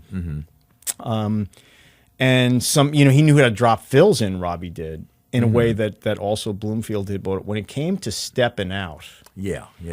I mean, one of those guys was going to be left behind, and it wasn't going to be Michael Bloomfield. Yeah. No. No. He had too much vocabulary. His ears were too big. He'd played with too many people, and he knew how to fold it into what he was doing. Yeah. Everything from bits and pieces of Coltrane and Ornette Coleman to Ravi Shankar. I mean, it's just like, I don't care. I'm putting it all in here. Yeah. No. He was the man. I mean, what a loss. I mean, what can you say? All right. Well, I'm going to throw out a few names. Go ahead. If you want to make a comment, run with it. If you want to pass on it, pass on it. You'll be the first to know. Personal. Well, Bob Quine, we've already discussed. Listen to Waves of Fear. Okay. It is, I already said I'm bad at this, but if you want to do a top 10 list, it's somewhere in there and probably close to the top, at least right now while I'm talking about him. But definitely in there. It is, the story he told me was that Lou Reed, who was, by almost anybody's account, not a nice guy to work for, You don't have to be a nice guy to make great music. No, you don't, and I didn't mean to imply that. I totally agree with that. Yeah. He was. Some of our favorites are probably real dickheads. Oh, most of them probably. Most of them. I know personally at least a few of them are. Yeah, Anyway, we're not naming names. and I'm not going to name names about that. But Quine is working. This is the first album. Quine was not a dickhead. Oh, he could be. Sure, he could. I mean, he was an incredible guy. And he was incredibly nice to me. I mean, my two little kids at the little at the time, who when he would come over to my apartment and they'd see him and they'd go running down the hallway and then jump on his lap when he sat down on the sofa and call him Uncle Quine. I mean, this is like, I got pictures of this. I still don't believe it ever happened. And neither did he while he was alive. So we're talking about the Waves of Fear session, that the Blue Mask, which was really the first record that Reed did where he was actually in control of playing his guitar, because one of the things that happened for years was that he didn't. He never touched a guitar. And he had to relearn how to play. And so he did that with a lot of input from Quine, who was just joining his band at the time. So by that point, Reed knew what he wanted, for sure. And for that song, Quine was doing his best sort of new wave, like wrong note things, he used to call them. He deliberately would avoid musical terminology. It's just like wrong notes. I'm playing wrong notes. But it wasn't enough. So 23 takes until Bob Quine, a mass of neurosis, insecurity, and rage to begin with, is so stoked up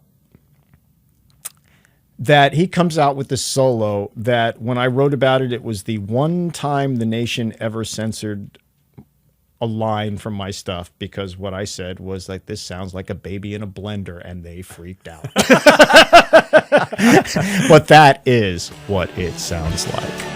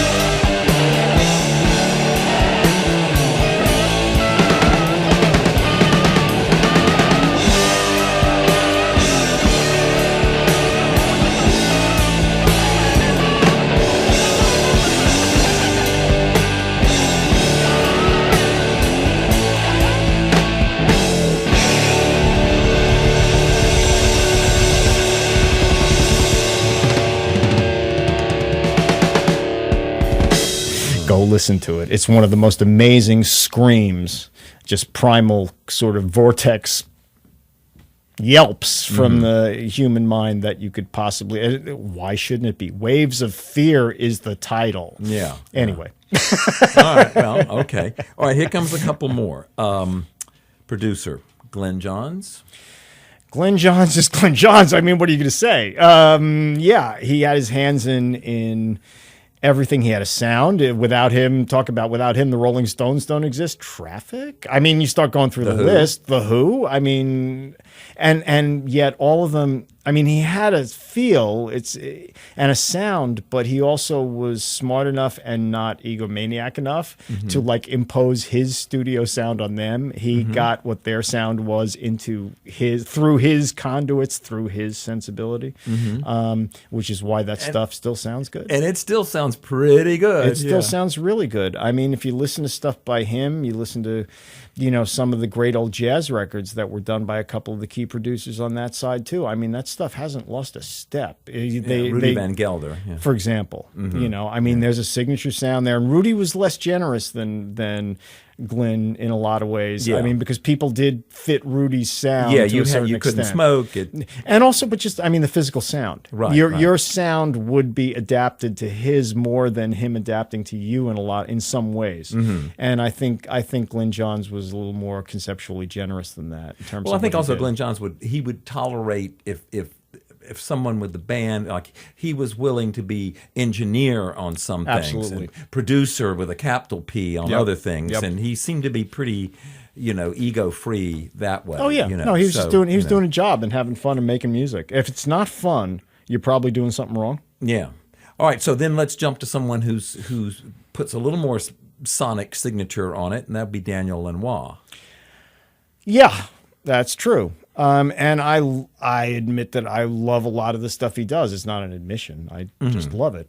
I think, Wrecking Ball. for example, which is brilliant. I mean, part of the genius of Lanois is that he definitely has a sound, and he's definitely, and he takes it with him wherever he goes. And that sounds more limiting than it becomes because, in my experience anyway, take Wrecking Ball.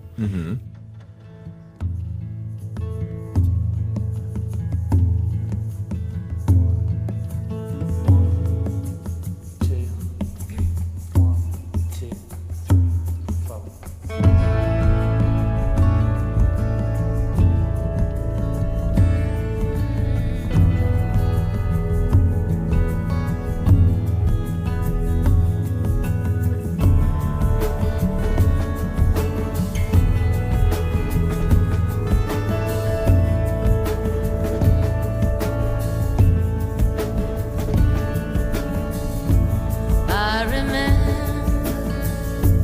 holding on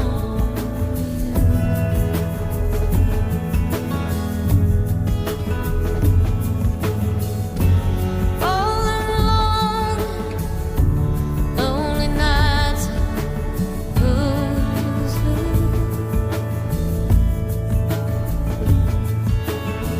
Somewhere, sure I made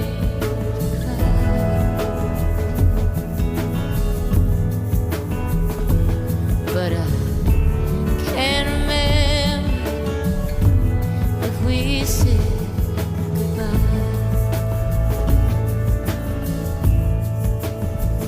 But I recall all the nights down in Mexico, one place I may never in my life again.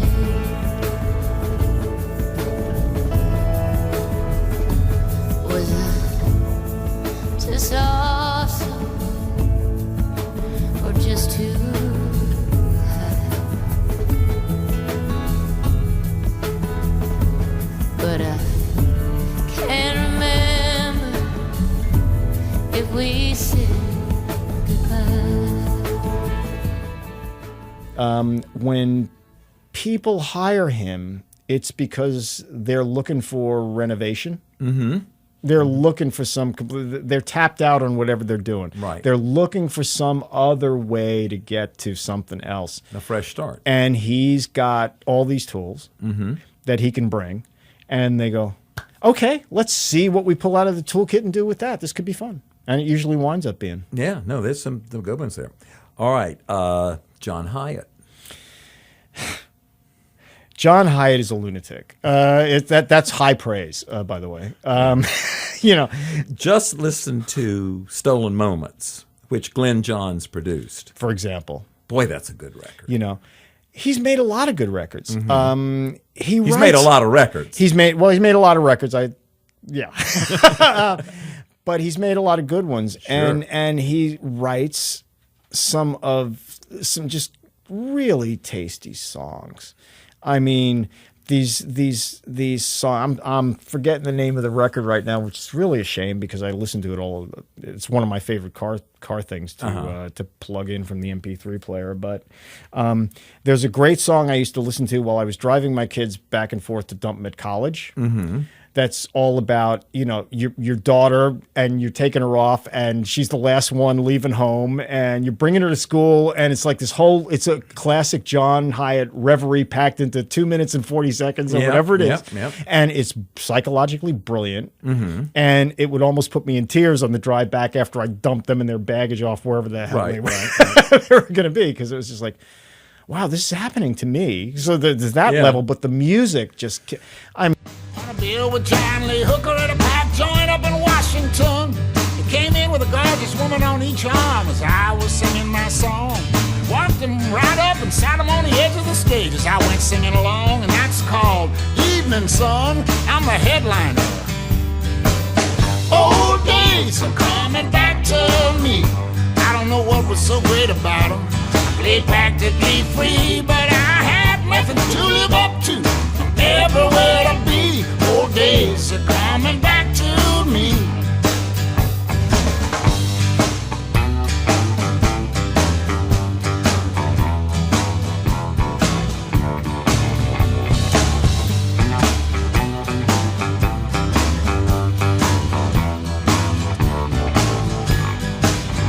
Played a gig with John Hammond Jr. up in Vancouver, BC. Exotic dancer came into my dressing room, started dancing exotically. They were smoking some in the audience that night, smelled exactly like cat pee. Old days are coming back to me. Opening up a gig Mount Brown down in Baton Rouge. He was playing out hillbilly jazz, Cajun country, Zydeco and blues. Throwing it out past the walls like some kind of musical centrifuge. Old days are coming back to me. Old days are coming back to me. I don't know what was so good about them. I played practically free, but I had nothing to live up to. Everywhere to be, old days are coming back to me. Yeah, old days are coming back to me. I don't know what was so great about them. I played practically free, but I had nothing to live up to. Everywhere to be, old days are coming back to me. Old days are coming back to me.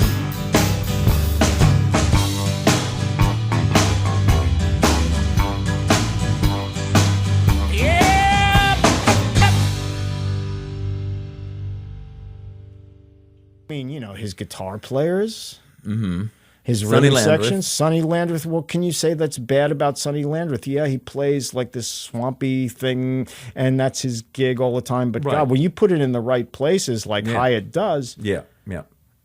what else do you need? No, You know, I mean, sometimes just two guitars, bass, and a drum is all you really gotta have. John Hyatt is one of those ones, you know, Ry Cooder would be another that, I mean, they could put out, you know, Ry Cooder's greatest farts and burps, and I would buy it. He did that, didn't he? That was last year. New Ry Cooder's pretty good, by the way. Yeah. That was just a joke. No, he's one of the people. Look, I learned a lot from him. He was one of the first people I interviewed of all places for Downbeat. I worked for Downbeat just for This a is few Ry years. Cooder Ry talking Cooder about. we're Okay, talking all right. about. Oh, let's stay on Ry for a little bit. Yeah, I Yeah. figured you'd want. It's like Good cranky guy, I bet. well, except he was so. What was amazing about it to me was that he was so flattered that he was going to be in the pages of Downbeat. This cracked me up because, I mean, the pages of Downbeat to me was like, I knew the history and all that stuff, and I had my respect for it. But for me, it was a place I worked, you know. Whereas for him, coming from the background he did with his family, who were these like incredibly steeped in musical, and himself being so incredibly steeped in musical history and all this stuff, Downbeat was like a museum, you know, almost, or whatever. I didn't know he came from a musical background. Well, it wasn't that they played; it was what they listened to. Oh, I see. Okay. What he heard growing up was that's everything. Where his big ears Everything, come from. yeah. No, it gets started right at home, you know. And so he thanked me. It legitimized him.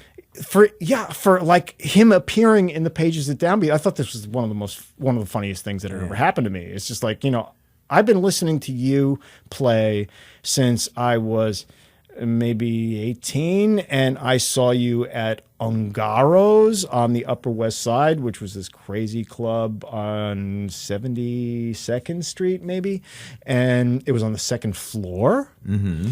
And I was there to see not Ry Cooder, who I really barely knew who he was then. No, that's not true. I did know who he was then. But the reason I came to see him was because he was playing with Captain Beefheart. And that was that band. So it was like, I got to see this. Brave man. Well, I spent an hour at the bar downstairs before I went upstairs and they played. But no, I just love that stuff. So for him to talk about, it's one of those things where somebody like that says to me, you know, thank you for doing this because you got it right. You put me in Downbeat. You did this. It's to me, it's like my brain just turns off. I have no idea what they're talking about. It's like, you know, you guys did it, you know. He's a towering, figure, absolutely. Whatever. So then if we're talking about Ry Cooder and Slide, then we got to mention Lowell George. And I personally... We do have to mention Lowell George. I personally would like to nominate the Craftsman 11/16 socket wrench for the Rock and Roll Hall of Fame. Well, first you got to get Lowell in there. Or maybe you can do it the other way. Get the Craftsman in first and Lowell will follow. Well, that more could sponsorship. Be a good, that could be a good... The Craftsman 11/16 tour. I like it. It could work. It could work because God knows nothing else has worked with those guys. And they were truly... Right. Crazy and phenomenal. I mean, there was nobody doing quite what they did. You know, when I first saw them play, I fled out to California in the crash that happened in New York. You know, right after Ford to New York dropped dead, the famous front page of the newspaper, the great metropolitan newspaper I later worked at for 25 years. I was just on the cusp of about to go to graduate school, and I applied dutifully to graduate schools around New York to see how much money they'd give me. But when Stanford and Berkeley came in with a bunch more money, and they were both in California, where I'd only been for like 6 months of my life and never lived, I said, I am so gone. I will be there. Which did you pick? I went to Stanford. They offered me way more money. It was pretty mercenary. I mean, and they had a really nice campus. Yeah, I was going to say, not a bad place to hang out. Not at all. I could grow accustomed to that sort of thing. A quality hang, in fact, I did. Yeah, absolutely. You know, so yes, among the Spanish mission architecture, you know, the loges. Yeah, it was rough. But Lowell was one of those people. And the band, they just like when they were on, which they mostly were when I saw them. It was a little like the Dead, but without the breakdowns. Right. You know, you never could be sure because he was more concise, I would say. Well, it's not live, not always, not at all. No, they'd open it up, and what they would do would be also like the Dead. They would take pieces of tunes and weave them together and make them into sort of ersatz medleys. Sometimes start with something, go into something else, then have a breakdown section, then do something else, then come back to the one that they started with. I only know them from the records. Yeah, so, they did. Well, the live records capture a little more of that. Oh, okay. You know, but it's like, so they had that aspect too.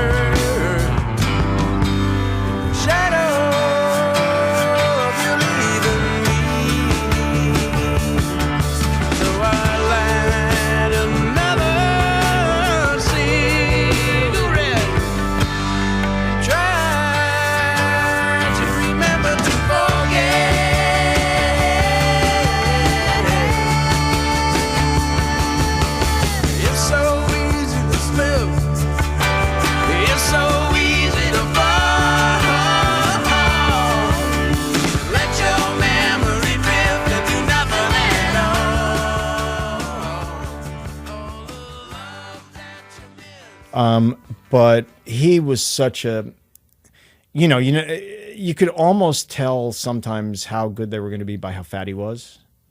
I'm not sure how that calculus worked exactly, but Right. it did. But he was just, he was Everything matters. Some things matter. But I mean, the band was just so. The New Orleans thing that they were doing, Yeah, was they the get credit as being a New Orleans band when it's in fact, but they Southern did. California. But Yeah. so what? I mean, what they Yeah. did, and you don't have to listen to this for more than a second or hard Mm-hmm. to get it. I mean, their shuffles were second line. Everything turned into some kind of second line breakdown. One way or another, you're Mm-hmm. going to get. You got like that push me, pull you thing going. Mm-hmm. I mean. Lowell and other people love the Neville brothers. I mean, Yeah. the keyboard player whose name I definitely know and I've forgotten. Payne? Bill Payne, exactly.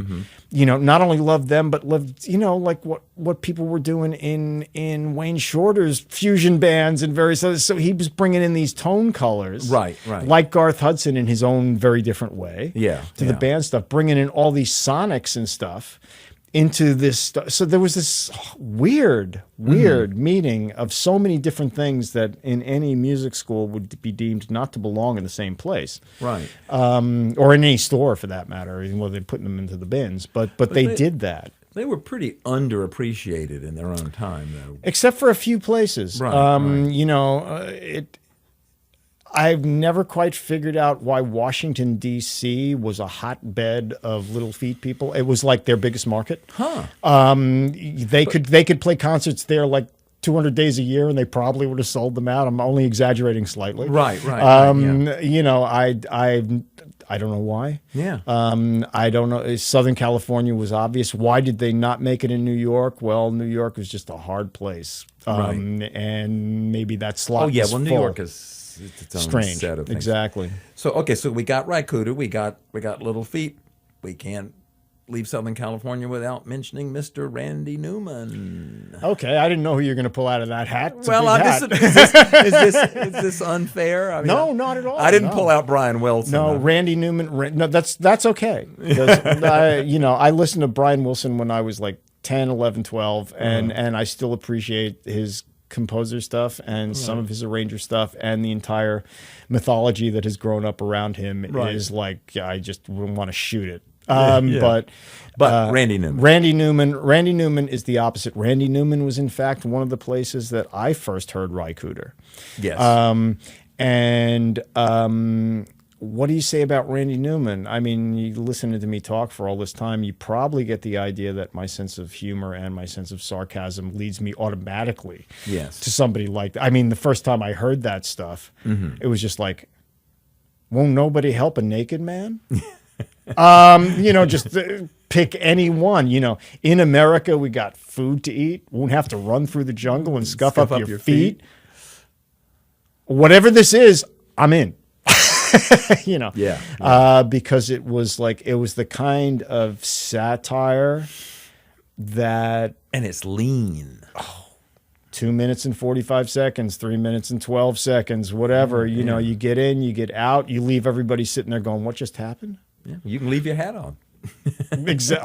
One of my favorites. You can leave your hat on. And Rise Bottleneck, that yeah. buzzing bumblebee sound that he got Yeah. behind it. It's Yeah. like everything is so, hipsters, it's one reason that hipsters, I think he's got a good following among them as far as I can understand, because, irony is their way of life. He keeps doing it. And I guess thanks to the film score thing, which is like a parallel career that is like, yeah, that's fine.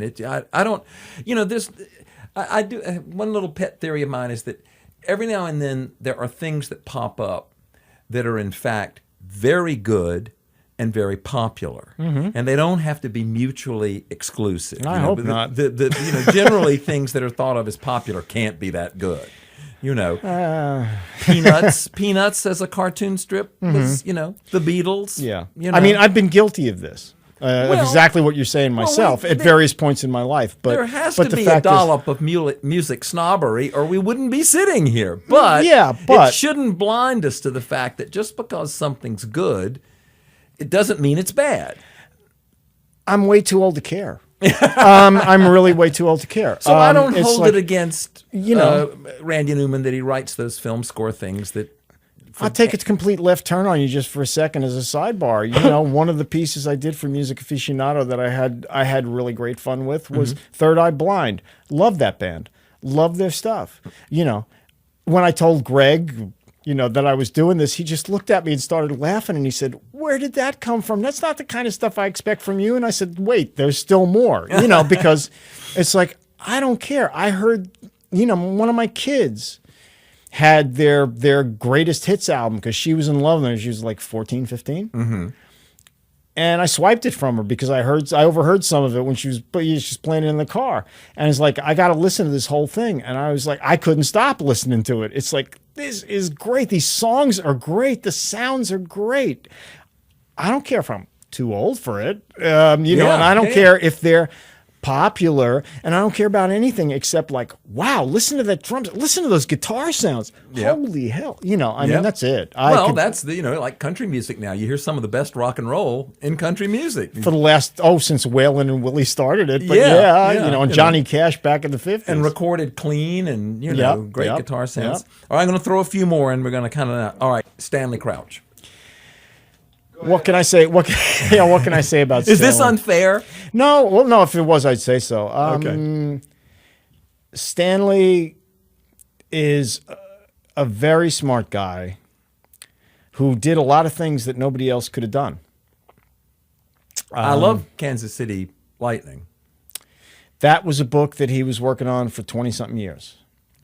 And I'm personally really glad that he finally got it done because I think, you know, it's going to be the thing that he did that's going to matter. A lot of the other. Is there going to be a? I don't know. I'm not sure. It's the biggest tease, that and Dylan's Chronicles. They both take you up. Different reasons. They both take you up to a certain point in the career, and then like, what? You're going to take me through?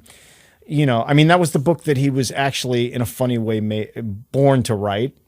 He was carrying it around for 20-something years. He carried it around the whole time from the time I met him. He'd already was carrying it around. Mm-hmm.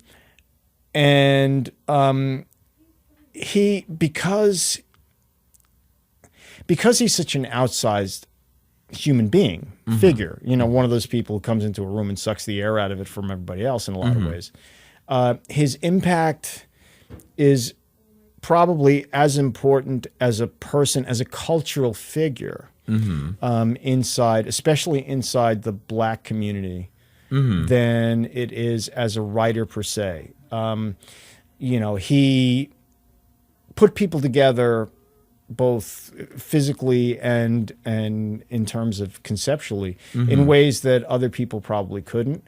He enabled some people to do things. I mean, he also, you know, the downside of Stanley was the attack dog side in the 80s and 90s, you know, in which he was abetted by people like Wynton Marsalis, who was actually his acolyte, and Albert Murray, who was a genius who had more nuance to him than Stanley or Wynton learned until later. And so, like, within that, the Black intelligentsia, which was a very important, it was one of those periodic resurfacings of that kind of group of people from inside the African-American community, the 80s and 90s, in the wake of the 70s and 60s, where, you know, the whole culture, not just Black culture, American culture was being, like, blown up in a million different directions, some of them good, some of them bad. It was a regrouping of that, and Stanley was an important part of that, especially, like I say, within the Black community. I mean, Stanley would say all kinds of things in public, being a provocateur, being a guy who loved to throw bombs. I mean, which came from his 60s heritage. I mean, it was, you know, so it was very funny watching him do it within an 80s sort of neoconservative or neoclassical context. But he carried it with him. But Stanley, I mean, I'd bump into Stanley not just in Clubland, but at places like, Ornette Coleman's, periodic parties up down at his old schoolhouse or up at his loft in Harlem, because Stanley and Ornette were perfectly able to talk to each other. Right. And so were Stanley and I when we weren't fighting in print or whatever, for most of the time. I mean, it's just like, this is what you do. You have passions and you believe in them. So, I mean, his importance is, I think, the Charlie Parker book, and certainly some of the other cultural things he's done, whether it was concerts. I mean, Lincoln Center was one of the things that he helped mentor into being and promulgate, and like a lot of other people, I was at the news at the time, and one of my jobs was to be the jazz critic, and so we had fights in public about this stuff. My fight was never about what Lincoln Center wanted to do, really. I mean, they wanted to be a neoclassical jazz place. They wanted to play Duke Ellington and stuff like that. I was totally fine with that. What I wasn't fine with was them spending time going around town and going to places like the Vanguard and yelling at people who were on stage, "You can't play," or talking in print constantly about they were the only true keepers of the jazz flame, as if there was a jazz flame, as if there was one. Just like I'm the keeper of the rock flame. Oh, good. Would you mind telling me what that is? Yeah, well, it was like we were talking about. You can't freeze people in time. As much as you might want to. Right. There's another Bob Dylan than the one that went to, and recorded Blonde on Blonde well, in Nashville. Fast forward on Wynton Marsalis, for the last what 5-10 years, it kind of cracks me up personally because of my history with him and that whole thing. When I get his new record and it's Wynton and Willie. Wynton meets Willie Nelson, or Wynton and Eric. Wynton plays with Eric Clapton, and it's like, this is hilarious. I mean, the records can be good, bad, or indifferent. It doesn't. That's not what I'm talking about. It sounds like a Mad Magazine or something. It's like I just fell through the looking glass one more time. Right. Okay. Well, a writer. Here comes one that this may mean nothing, and it's certainly not of this. Well, it's certainly very different from Stanley Crouch, and that is Richie Unterberger. I know of Richie's stuff, of course, because I mean he's. Without him, he is the detail man for. Without him, who would have the nitty gritty of so much stuff that happened in the '60s and '70s? I mean, he was assiduous and driven to get this stuff down. I, like anybody else who writes about this stuff, owe him a continuing debt because I'm looking at it on a regular basis while I'm doing it. Before I did the John Sebastian interview, I definitely went back and because even though they wrote a song about the whole ins and outs of it, right. So I like him, but that's because that's my period, sort of.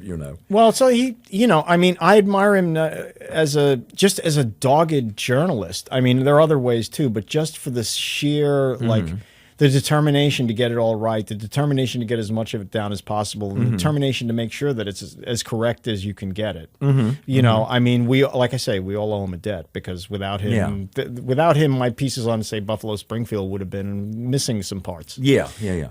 I'm looking for a way to put a good cap on this, and I want to stay away from the list. Films, The Last Waltz. Hate it. Let's do that. Right. Hate it. I mean, and until that movie, I was a big Scorsese fan. I don't blame my turnaround on me. I blame it on him. How can I put this? It kind of crystallized for me the problems I have with his whole aesthetic. I loved his first few movies. Yeah. Right Raging down Bull. to, even before that. I mean, was it Boxcar Bertha? I mean, I saw the stuff that he made for the Crapola Studios. What's his name? Roger Corman? Corman. Thank you. And I even like those. They're crazy and they're super B, maybe C movies, but they had like this kind of like just passion and fun. Yeah. Well, Mean Streets. Mean Streets, all that stuff. Love it. The Last Waltz for me was the moment where Scorsese tipped from being somebody who was a really smart chronicler with real insight and passion and power to somebody who was going to spend, for my lights, too much energy monumentalizing whatever it was he was about. You know, the shots of Robbie Robertson are insufferable. You know, 2 hours of that, and I never want to listen to him play again. It's a bad period for Robbie. I know that, and I feel my full sympathy, but that's not how to make a movie about this stuff. You know, I mean, I really, really resented that. You know, some of it's because what was funny was that I saw that at about the same time that I first saw the Grateful Dead movie. I was living in California when they both came out, and the Grateful Dead movie, I was living in San Francisco. I had to drive down to Santa Cruz because that's where it premiered, and the Last Waltz was up in the city, so I went to it there, and. Now, I will not claim that the Grateful Dead movie is a great movie. It was made over a period of years by a bunch of loonies. But there was a flow and an energy to it that was true to the subject. Even if it wasn't a great movie. Whereas with the band, if the band was really as stiff and monumental and screwed up in not fun ways as that movie made them, like I said, it was enough to make me want to not listen to the music. And for a while, I didn't, because I came out of that and it was just like, man, I'm glad they're done. Whew, thank God. Yeah. You know, which was not, I think, the intended effect. Right. So, you know, Did you and ever that go to was, any of the... that was just to finish the thought, Yeah, that was yeah. Scorsese's problem, because ever after that, the movies I've seen of his, even when I've liked them, I mean, they've turned on that sort of what I'm calling this monumentality. You know, you make these people into massive sorts of things that they overshadow their problems. They overshadow the movement of the film. They overshadow, and obviously he wants to do that. Obviously he's a genius. Obviously he has every right to do it. What I'm saying is, it doesn't work for me. Yeah. Well, that's why there's chocolate and vanilla. You got it. Yeah. Not to mention strawberry banana. Anyway, Butter pecan. But to stick on just a couple of films, I personally think that Hard Day's Night holds up as what it is. Well, it's hilarious. Very Yeah. entertaining. You know, continues. You just can't watch it too often. well, yeah, that covers me. I mean, I think the last time I saw it was probably about 20 odd years ago when my kids were smaller. So I definitely don't watch it too often. But it's like, you know, that Magical Mystery Tour, you know, that's a kid's movie. Yeah. But it's a kid's movie that you're watching it with your kids. It's also an adult movie. It's got a little Sesame Street in there. Yeah, it's you a know, little bit whereas like those you things can we're talking about that can be both good and well, it's also just the age thing. I mean, Sesame Street's brilliance because I mean, I got to write about them as and the music, because the people who were making the music were great. Joe Raposo, Chris Surf. I mean, these were true Looney Tunes who were doing Sesame Street's music, and they were geniuses. It's crazy.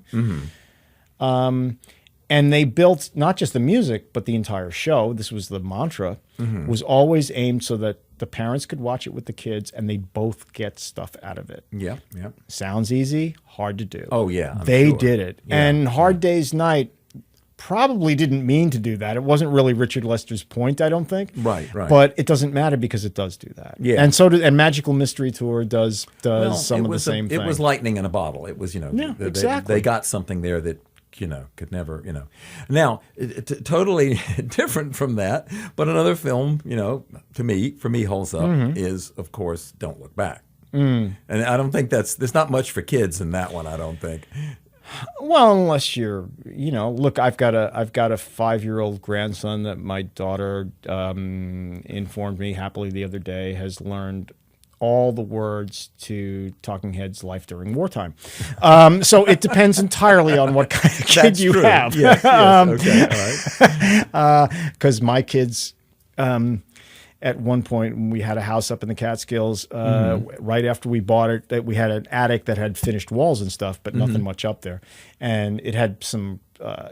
So I let the kids loose with some paint and said, do whatever you want. So when I went up, when they were done, some of the lyrics that they'd painted up there were things that if my mother had walked up there and seen them, she would have been beating me over the head with a wooden spoon. How could you let your children listen to that stuff? So yeah, I'm not sure about kids that way. But it's a good film. I mean, it's of its. Absolutely. Yeah, I mean, all I'm saying, Don't Look Back is it's wonderful because I love it. I'm sorry I just got off on a tangent there, but right.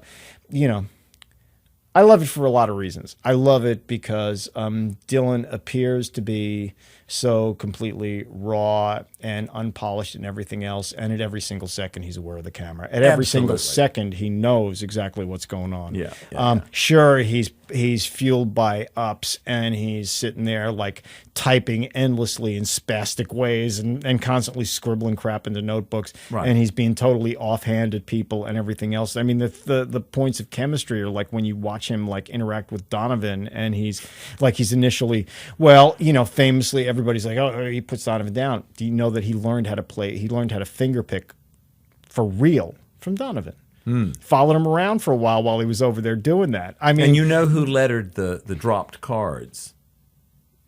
Go for it. It's yours. That was Donovan. Exactly. So there was a certain friendship there. There was a real friendship there. Yeah. And so he's on camera.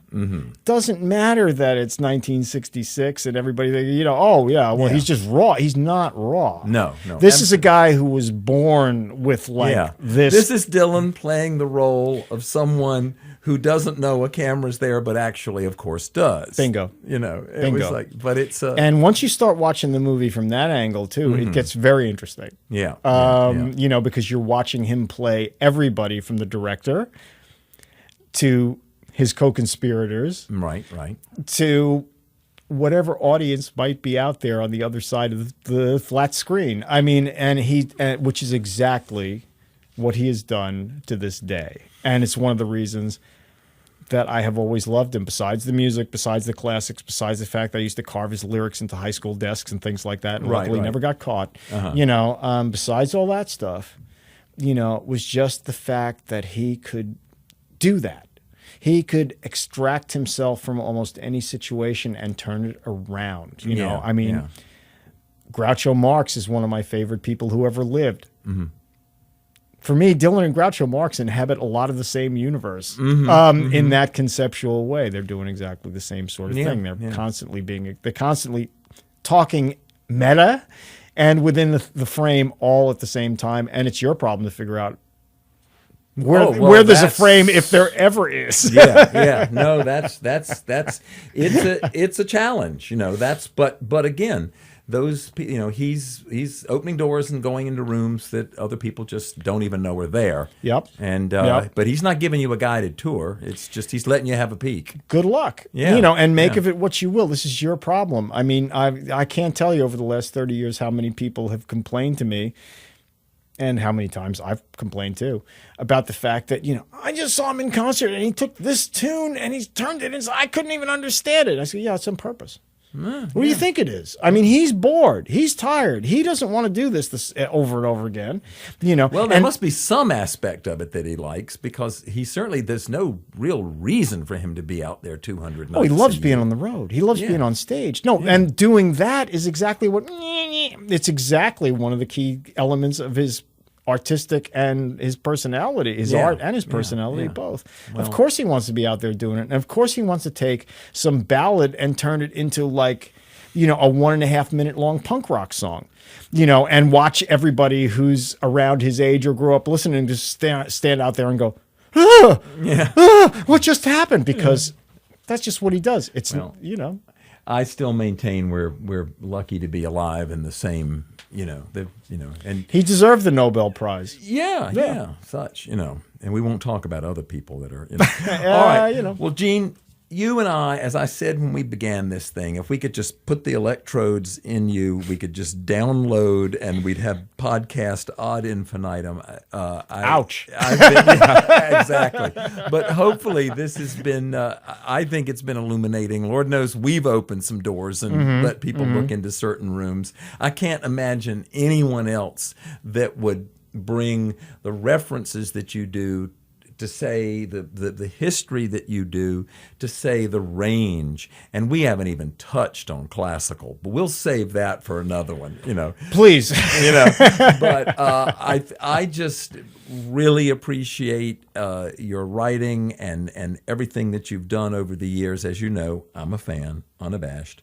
I really appreciate your coming here today and sharing your time. I'm glad I did, because it's been fun, and that's what this is about. Like I said before, one of my pieces of advice to musicians, artists for the last 30 years has been, are you having fun?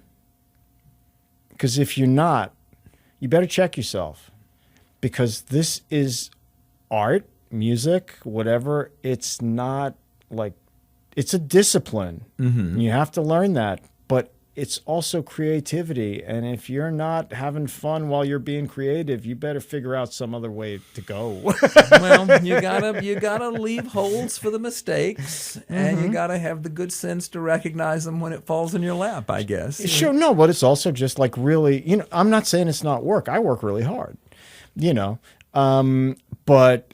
it's the zone. Would you do anything else? No. Well, there you go. It's the zone. It's like getting to the zone. There's that sense of when all the endorphins and all the adrenaline is being released, all the L-dopa is being released in your brain. Yep. No matter whether I'm playing the guitar or I'm riffing on a keyboard and I'm on a roll. Mm-hmm. For those of you out there who aren't that lucky, it's if you've ever had really, really great sex, that's as close as I can get, because that is exactly the zone you're in, and there is no reason on God's earth any human being who's ever had that would want to walk away from it. I mean, it's why I will not stop writing until there are people who there's nobody who will pay me or ask me, because it's a whole chunk of just pure gratification for me. Yeah. Well, I don't think I can top that or put a cap on this that's any better than that. So, Gene Santoro, we're going to close this one out. We're going to reference the books and the stuff in the blog. And you want to get some more of Gene Santoro, I urge you. The reading is such a pleasure. So, well, thank you. There you go. All Thank right. you for being here. Absolutely. Appreciate it. Bye-bye.